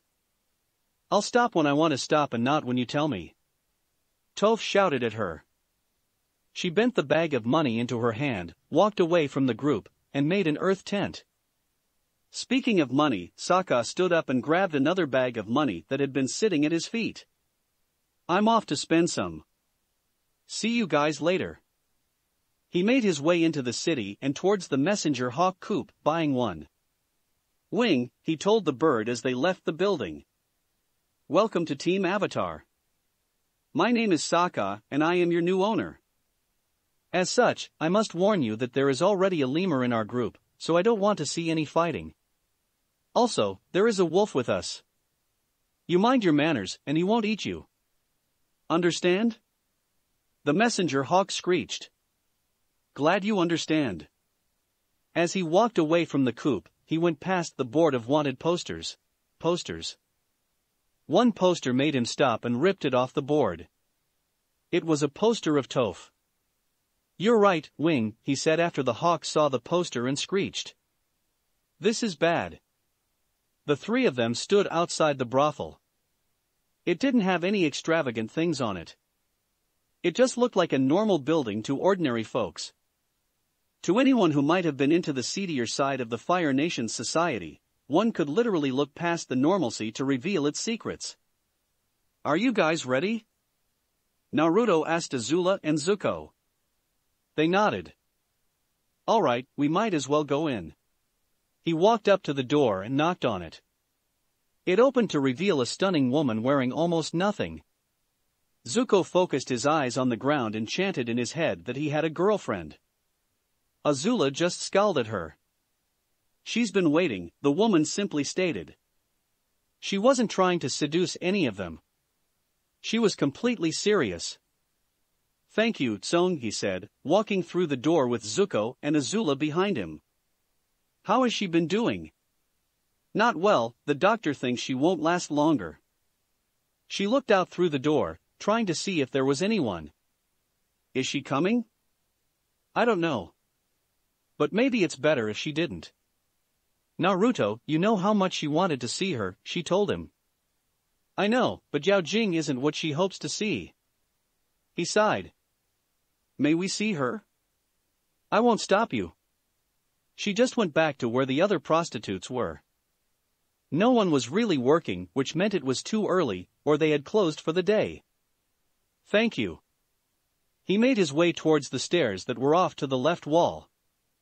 He went up them with Zuko and Azula following him. They went to the third floor, where there was only a door at the top. He walked up to it and knocked. Chun? It's me, Naruto. I brought some friends. He called out. Please come in, a pleasant voice called through the door. They walked through the door and into a large, cozy-looking room. Have a seat. I'll be out in a moment. Her voice came from an opening the siblings assumed led to the kitchen. They sat down next to a table. She came out and Zuko and Azula had to stifle their gasps, but they couldn't hide the looks of shock and horror. Chun's face was completely disfigured. The left side of her face looked melted and drooped down. Her right side was the same color of red that Zuko's scar was and was also paralyzed, locking it into the form of a half-crazed grin. While her right ear was still there, her left ear had been reduced to nothing. Her hair ironically looked like it hadn't been touched. It just looked like it was recently cut. Our father did this? Both Zuko and Azula thought in horror. It was strange, but they could see Yao Jing and Chun, a kinder and gentler Yao Jing. Zuko also couldn't help but feel how lucky he was. Naruto stood up to greet her. He took the tray of tea that she held. Chun, as radiant as ever. "Don't be a tease, Naruto," she told him, her tone lightly chiding. She looked at the two other people in the room. "Prince Zuko and Princess Azula, I am honored to have you." She bowed to them. "The honor is ours, Lady Chun," Zuko told her, standing up along with his sister. "Lady Chun?" she repeated, sounding faintly amused by his words. She sat down and looked at Naruto. "I'm certainly not a lady. I am a simple madam of a brothel." He knew the meaning of that look. "I'm sorry, Chun. I don't know if she's going to come." He hated to dash the hopeful look she had, but it was the truth. "There's no need to apologize, Naruto. All I asked for was that you tell her." What she did was up to her, she told him, but they could tell she was disappointed. While Aang and Katara practiced their waterbending in the river below the camp, Sokka approached Toph, who was counting the money they had collected. He pulled out the poster and showed it to her. "Toph, when I was in town, I found something you're going to like." "Well, it sounds like a sheet of paper," she said in reply. "But I guess you're referring to what's on the sheet of paper." Having forgotten that she was blind, he pressed on. "It's a wanted poster of you," he told her.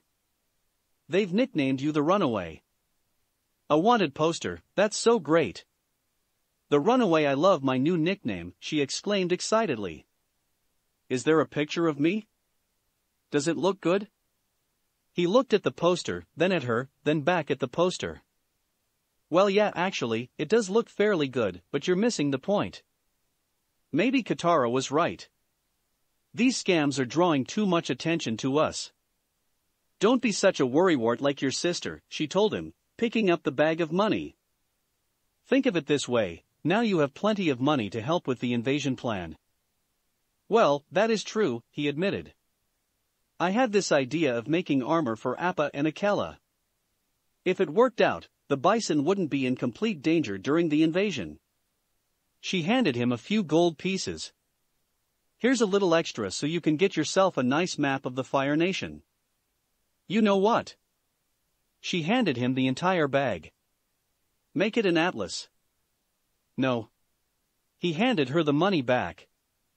"The armor is fine, but don't try to bribe me to ignore this." "Very well, but this wanted poster is going to stay our little secret." She grabbed the poster and put away it before he could grab it. She walked away as Katara and Aang walked up to him. "Sokka, tell me you didn't buy a bird," Katara said with an annoyed look on her face. "No, he just likes my shoulder," he replied with obvious sarcasm. "Besides, it's not just a bird. It's a messenger bird. Now we can send messages all over the world, even to Gran Gran." "Wow, how does it work?" Aang asked.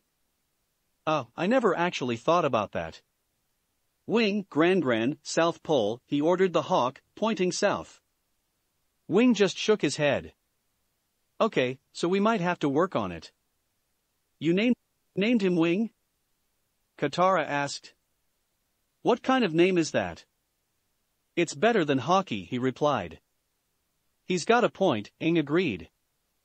Momo climbed up onto Aang's shoulder, screeched at Wing, and then leapt at him. The two of them were about to start a fight on Sokka when he grabbed them both and held them apart. "The two of you knock it off, or I will feed you both to Akela," he warned them. Akela, having heard the prospect of food, stood up and padded over, looking at the lemur and hawk with the interest of a hungry predator. The two of them got the point and calmed down. Later, Sokka and Toph had gone back to the city, leaving Katara and Aang with the animals, minus Wing. While Aang sat next to Appa and took a drink out of a canteen, Katara cooking something in the pot before bending some of it into Appa's mouth. "Well, look who decided to join us," she said as Sokka, Toph, and Wing came back, carrying bags of money.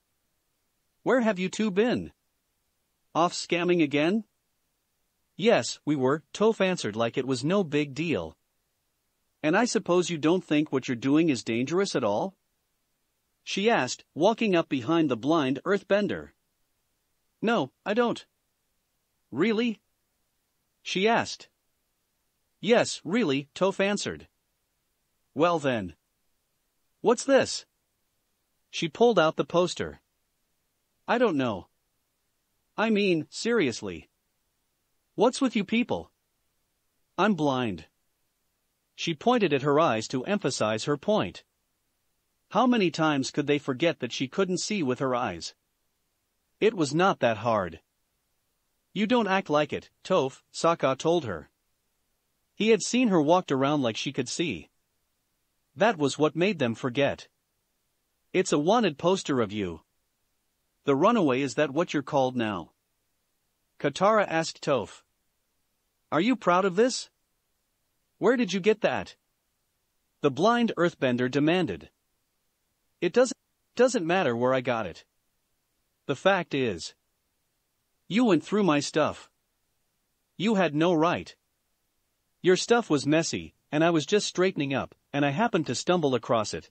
The waterbender tried to explain her actions. That's a lie, you're lying, Katara. She accused her, pointing her finger at her. Fine, it's a lie, she said, slapping the finger away. But you've been so out of control lately, I knew something was up. I knew you were hiding something, and you were. She showed the poster again, which Toph snatched out of her hands and threw away before walking away. Don't you walk away from me while I'm talking to you? Oh really, Mom? Asked Toph. Or what are you gonna do? Send me to my room? Her voice was full of sarcasm. I wish I could, the waterbender replied.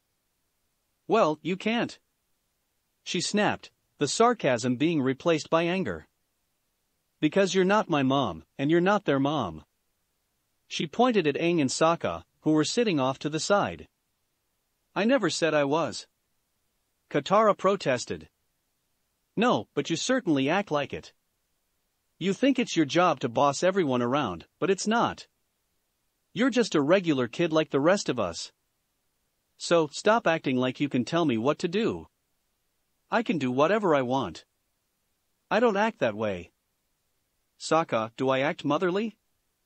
She asked her brother. Do you honestly think I'm stupid enough to answer that? I'm staying out of this, he told her. What do you think, Aang? Do I act like a mom? She asked the air nomad. Well, he began to say, rubbing his eye. Stop rubbing your eye and speak clearly when you talk. She ordered him, proving the point Toph made. Yes, ma'am, he replied quickly, doing as he was told. I can't be around you right now, Toph declared, walking away. Well, I can't be around you. She walked away in the other direction. Wing screeched softly as the two left. I know, Wing, Sokka said to the bird. Bird. Why can't they just get along? Akela gave him a look that asked him if he had just asked that question.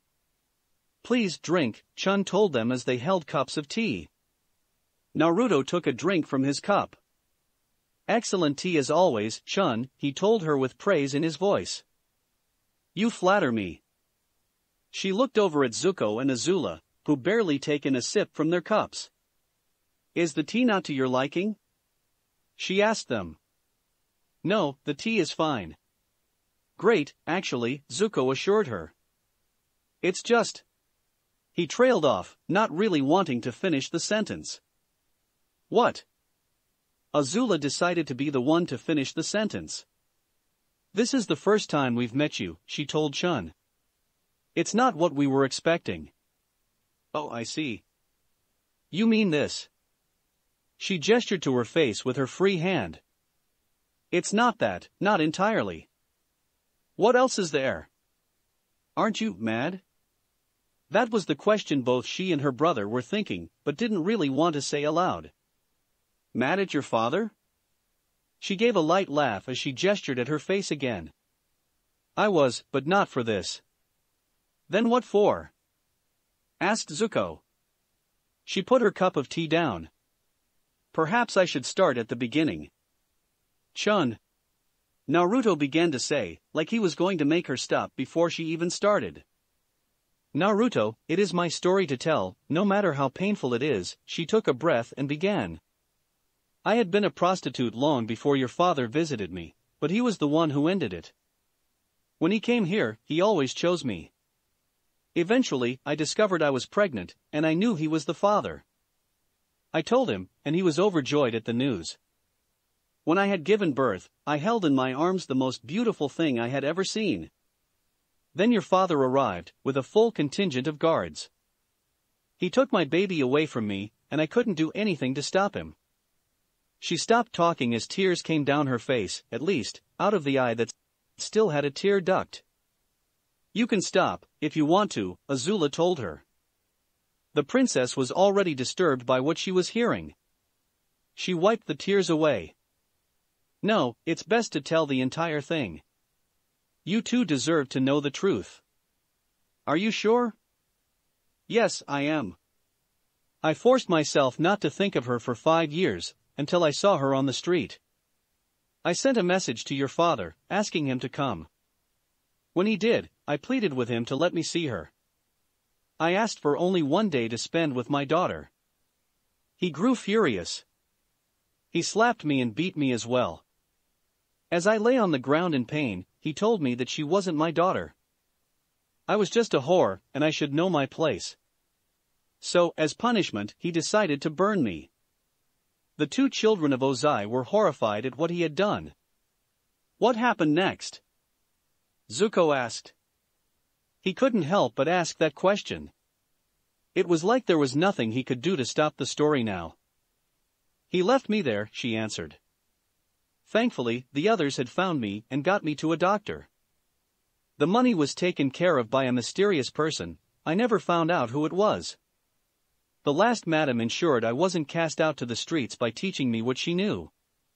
She soon retired and I took over. I have been the madam of this brothel ever since. But why wait all these years before trying to see her again? Azula asked. There must have been a reason for that. I was afraid that if I tried, your father would actually try to kill me, Chun told her. That was my reason until I learned I had cancer. That's when she asked me to tell her, Naruto said. The door opened. They all turned to see who it was and saw Yao Jing standing in the doorway. Mei Li? Chun asked with hope, looking at the woman who she thought was her daughter. Toph was sitting at the edge of the camp. Katara had been sitting on the other end until she had walked away, more like stomped away. What are we going to do? Aang asked Sokka. I'll take care of it, he replied. He got up and walked over to Toph. Come on, we need to talk, he told her. She huffed but followed him. So, let me guess, she said as they sat down on the ledge overlooking the waterfall. Unbeknownst to them, Katara was bathing below. You brought me out here to tell me that your sister's not annoying as I make her out to be. Nah, she's pretty much a pain, he told her, making Katara scowl. She's always got to be right about everything, and she gets all bossy and involved, and in your business. Yeah, I don't know how you could deal with it, Toph told him. She would have gone crazy from all of it, she was going crazy from it now. Actually, in way, I rely on it, he replied. When she heard that, his sister looked up at their dangling feet. I don't understand. When our mom died, that was the hardest time in my life, he explained. Our family was a mess, but Katara? She had so much strength. She stepped up and took on so much responsibility. She helped fill the void that was left by our mom. I guess I never thought about that. Now it made a lot more sense that Katara would act like a mother to everyone. I'm gonna tell you something crazy, Sokka told her. I never told anyone this before, but honestly, I'm not sure I can remember what my mother looked like. It really seems like my whole life, Katara's been the one looking out for me. She's always been the one that's there. And now, when I try to remember my mom, Katara's the only face I can picture. Katara, having heard all that, began to cry. The truth is sometimes Katara does act motherly, but that's not always a bad thing. She's compassionate and kind and she actually cares about me. She wiped away tears in her left eye. You know, the real me. That's more than my own mom. Katara was deeply touched by this and sank lower into the water. She began to swim away. Don't ever tell her I said any of this, Toph told him, punching him in the arm. Hey, my lips are sealed. Besides, Katara needs me as well. What do you mean? She asked, unsure of what he meant. If I wasn't with the group, what do you think would have happened at the river town? Or at Kozan? You and Aang saw up close what death was like, and how Naruto could be such a ruthless individual. We learned a bit about him from the guys who wanted to bring him back to wherever he lived before suddenly appearing in this side of the world. He saw the realization appear on her face. While Katara is all what we said, sometimes she'll believe what she decides is right and everyone should follow her. If someone objects, she ignores them. That's why she needs me. I'm the one who always brings her back down to earth. In a sense, you've been acting like her when she gets like that.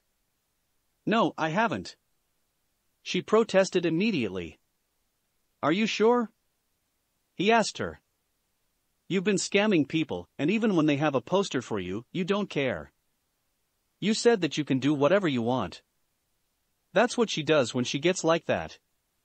She saw his point. She had been acting like Katara. Then what should I do? That's your choice, although I recommend restraining yourself when it comes to stuff like this. We aren't on vacation, Toph. We're in the middle of a war, he reminded her. She thought over his words as they made their way to camp. There, Katara was waiting for them. Hi, Toph, she began. I wanna. Katara, stop, the blind earthbender interrupted her. You don't need to apologize. I was the one being stupid. These scams are out of control, and I'm done with them. Actually, I wasn't going to apologize. I was gonna say, I want to pull a scam with you. Her words shocked both Aang and Sokka. What? You want to pull a scam? Toph could not believe that she was hearing this come out of Katara's mouth. Not just any scam. The ultimate scam. Aang fainted and collapsed to the ground, foaming at the mouth while Sokka just stood there. What'd you say, Toph? She asked, pulling her close. Just me and you, one last go. You in? You know I'm in. She agreed excitedly. Now what's this idea of yours? The plan is simple, this wanted poster says you're worth a lot of money. 10 times more than you've made in all of your scams. So, I'm gonna turn you in and collect the reward. Then you metal bend yourself out of jail, and we're on our way.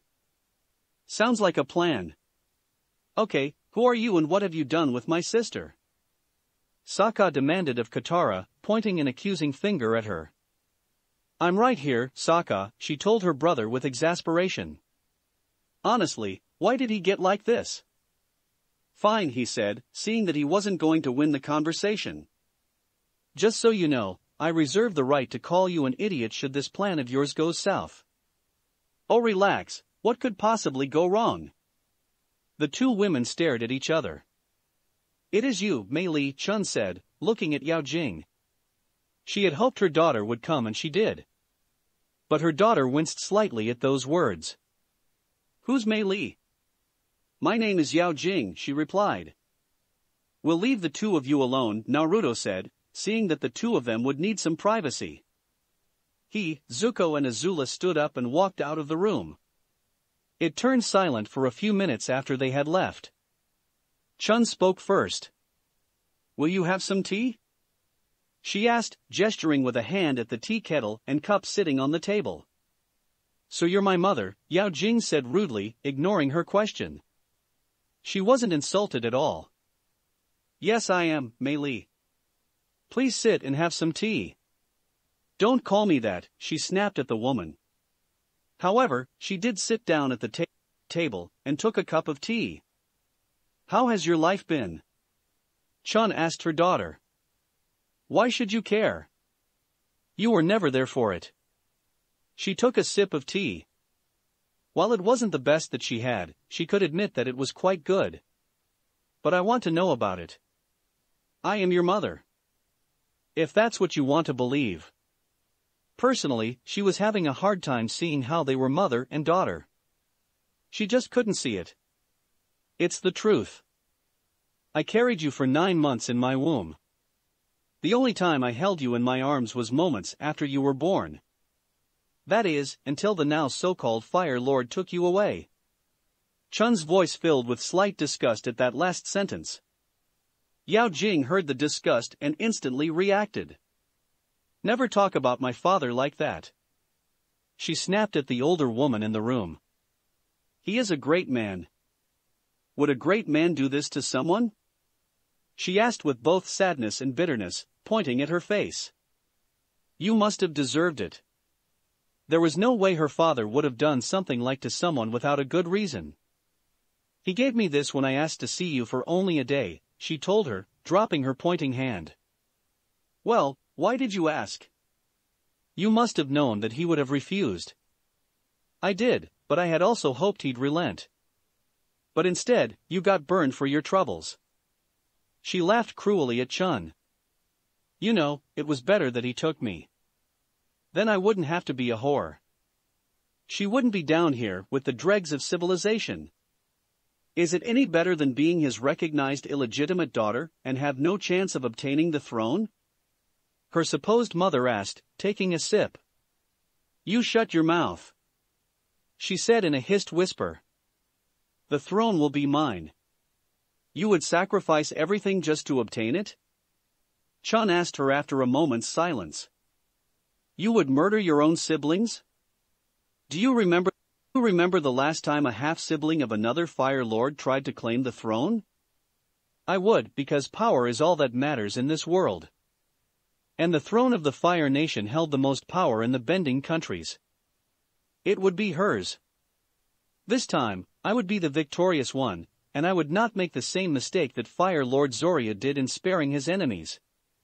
She sighed. Spoken just like your father. How sad. I told you not to speak about my father like that. Yao Jing screamed at her. No one would insult her father in front of her. And what if I did? Would you kill your own mother, Mei Li?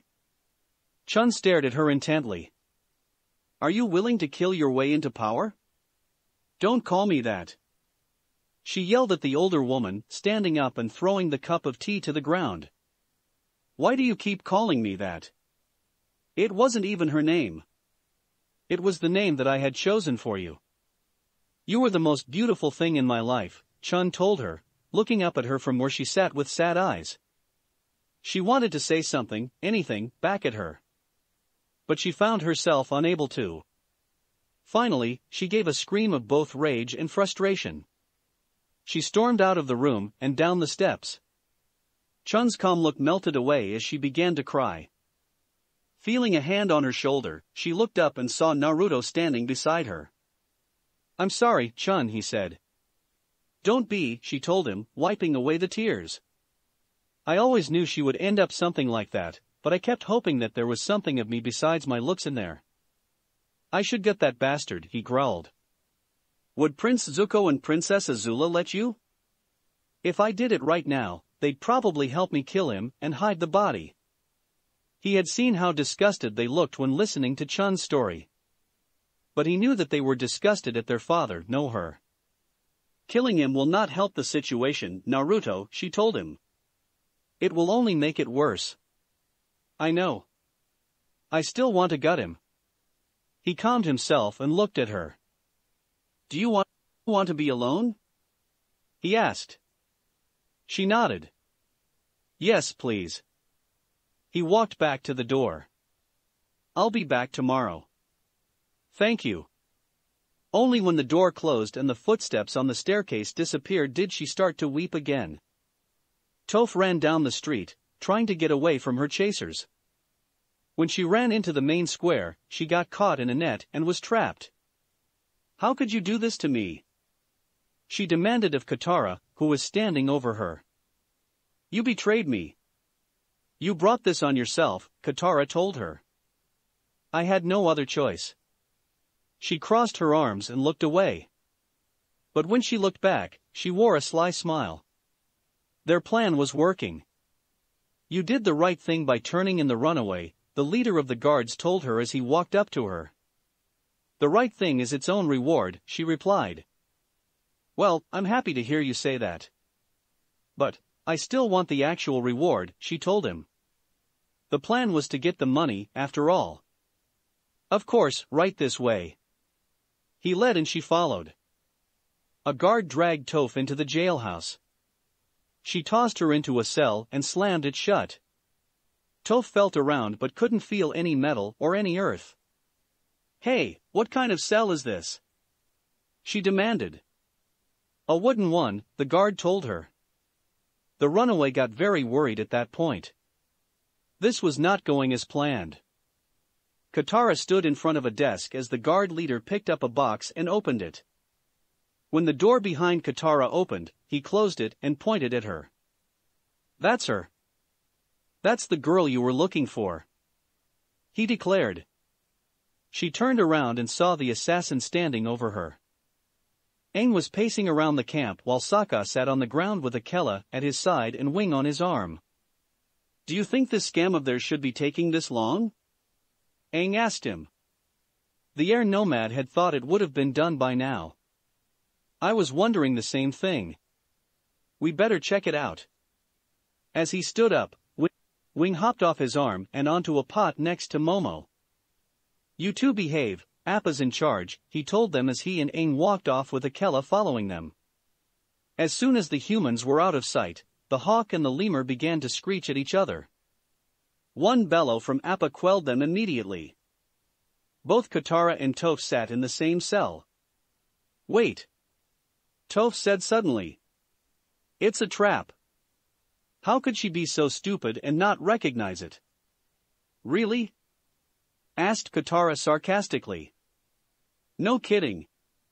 Is that why we're sitting in a wooden cage right now? Gee, how'd you figure that it was a trap? Not for us, Katara. She told her. We're the bait. He wants Aang. The waterbender understood immediately what she was trying to say. I can't believe I was so stupid. See, this is exactly why I'm against these scams. I knew this would happen. But, this was your idea, Toph pointed out. I know. I wanted to show you that I'm not so motherly. I wanted to show you that I can have fun too. That had been what made her come up with this scam in the first place. Katara, you are fun. If nothing else, you're at least fun to argue with. That was always a good thing to have.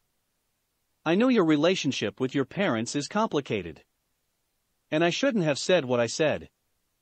She had stepped out of line when she had done that. It's okay. I was mad when you said that because maybe it's true. I try not to think about it, but when I left, I probably really hurt them. She began to cry as she said it. Katara gave her a hug to comfort her. Aang, Sokka, and Akela walked through the city. Where do you think they might be? Sokka asked the air nomad as they went down a street. Where do you think anyone is? Aang asked in return. Since they set foot in the city, they hadn't seen anyone else. As they entered the main square and went past the tall statue of Ozai, Akela stopped, sniffed the air, and began to snarl. What is it, Akela? Sokka asked as he went for the Jian on his back. Aang heard someone inhaling. Turning around, he saw the assassin standing on a rooftop, ready to fire. Guys, look out! He cried out, grabbing Sokka and pulling him around the statue just as the blast hit.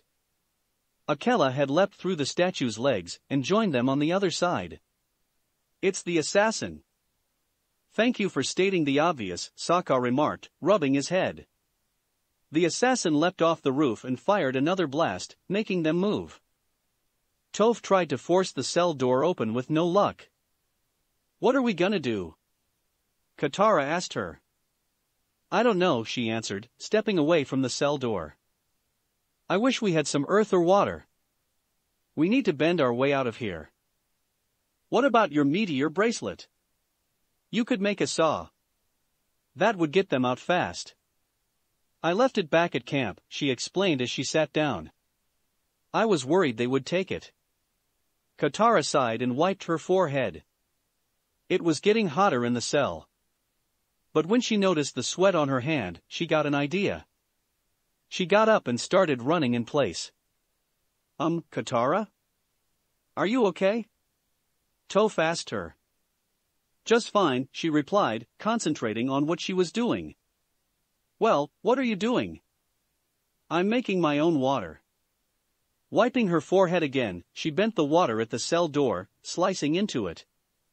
Katara, you're a genius. A sweaty, stinky genius, declared Toph as she stood up. Katara didn't respond, she just reached underneath her armpits. The assassin took a few steps forward and fired off another blast. It hit the ground, just as the three entered an alleyway. Sokka was sent crashing into a wheelbarrow, making it stand upright. He rolled from it, and Aang helped him get up. The two of them, plus Akela, hid behind it. This guy is too good, Sokka declared. He shoots fire from his brain. We should split up, Aang said. He can't chase us both. Before Sokka could argue that point, the assassin walked through the smoke and into their sights. He fired a blast just as they split, destroying the wheelbarrow. He walked forward when he saw Aang trying to run past him on the rooftops. He fired another blast which sent Aang flying into the statue of Ozai, smacking right into the chest and falling to the ground. As he tried to get up, he saw the assassin standing over him, preparing to fire another blast. But before he could, a good amount of water engulfed his head and froze. As he tried to get his head free, Aang saw Sokka, Katara, Toph, and Akela in the street behind him. Aang, get up, Katara told him, running forward toward him and helping him get up. Let's get out of here, Toph said as they ran away.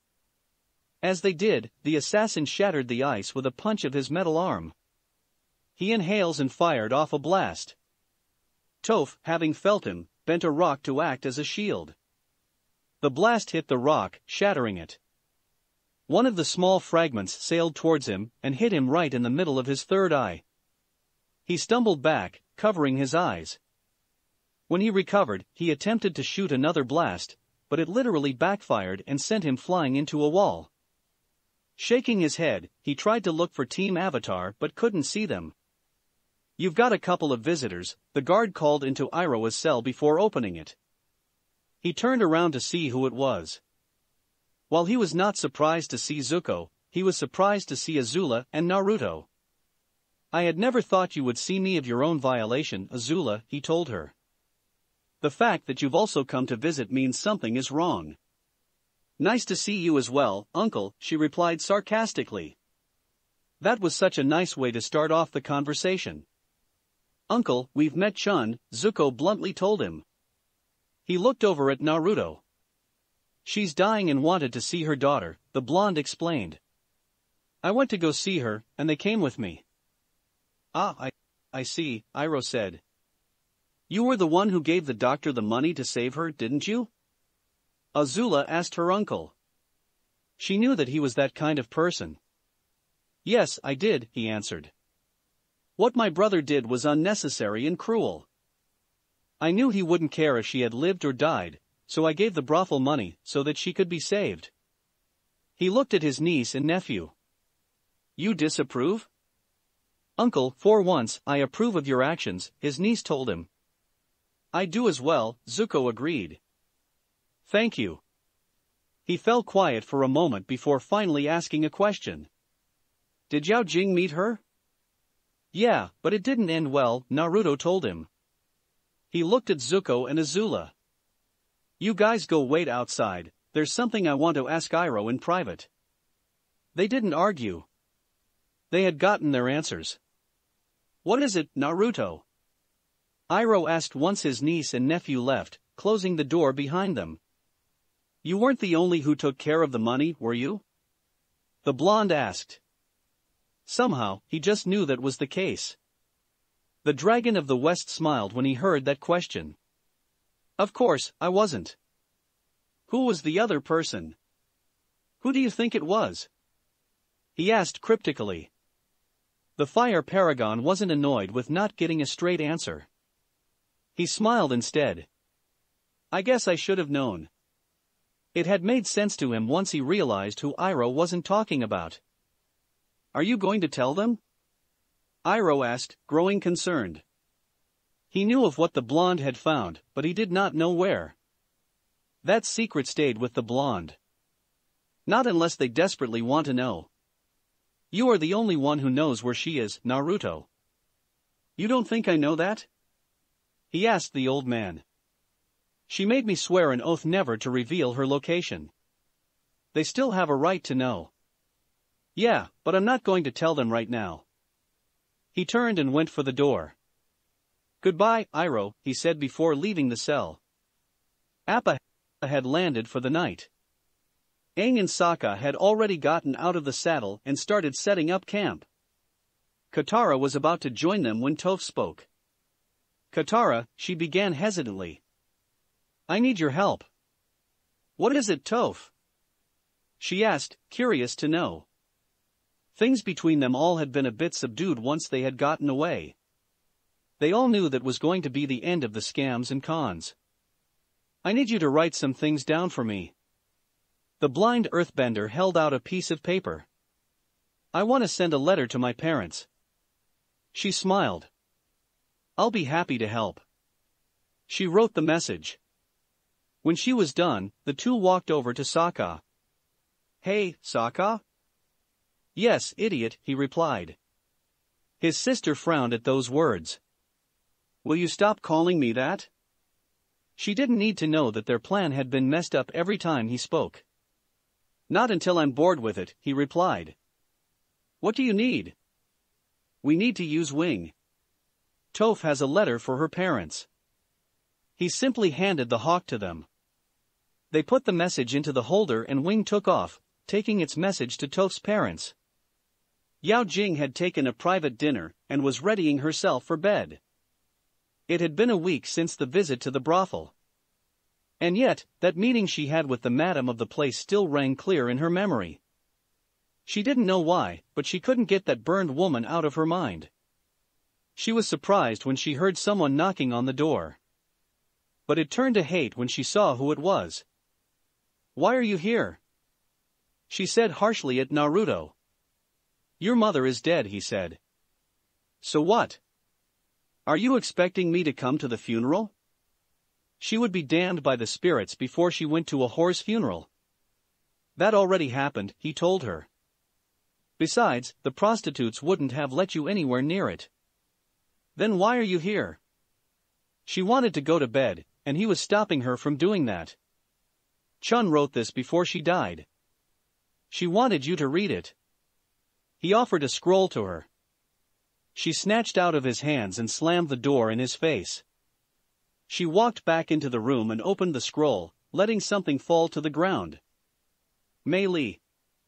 By the time you read this, I'll be dead. I know you might not love me, you might even hate me.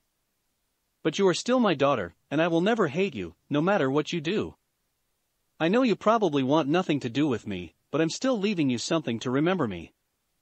I can only hope that you won't destroy it. Goodbye, my little Mei Li. I love you, now and forever. Your mother. Chun. She burned the scroll and threw it into the heath. She picked up what had fallen to the ground. It was a picture of Chun when she was pregnant. On the back of the picture was a single sentence. Chun and little Mei Li, 8 more weeks to go. Looking back at the picture and at the younger Chun, she could see the resemblance. They both had the same long, dark, wavy hair, the same high cheekbones, and the same rosy lips.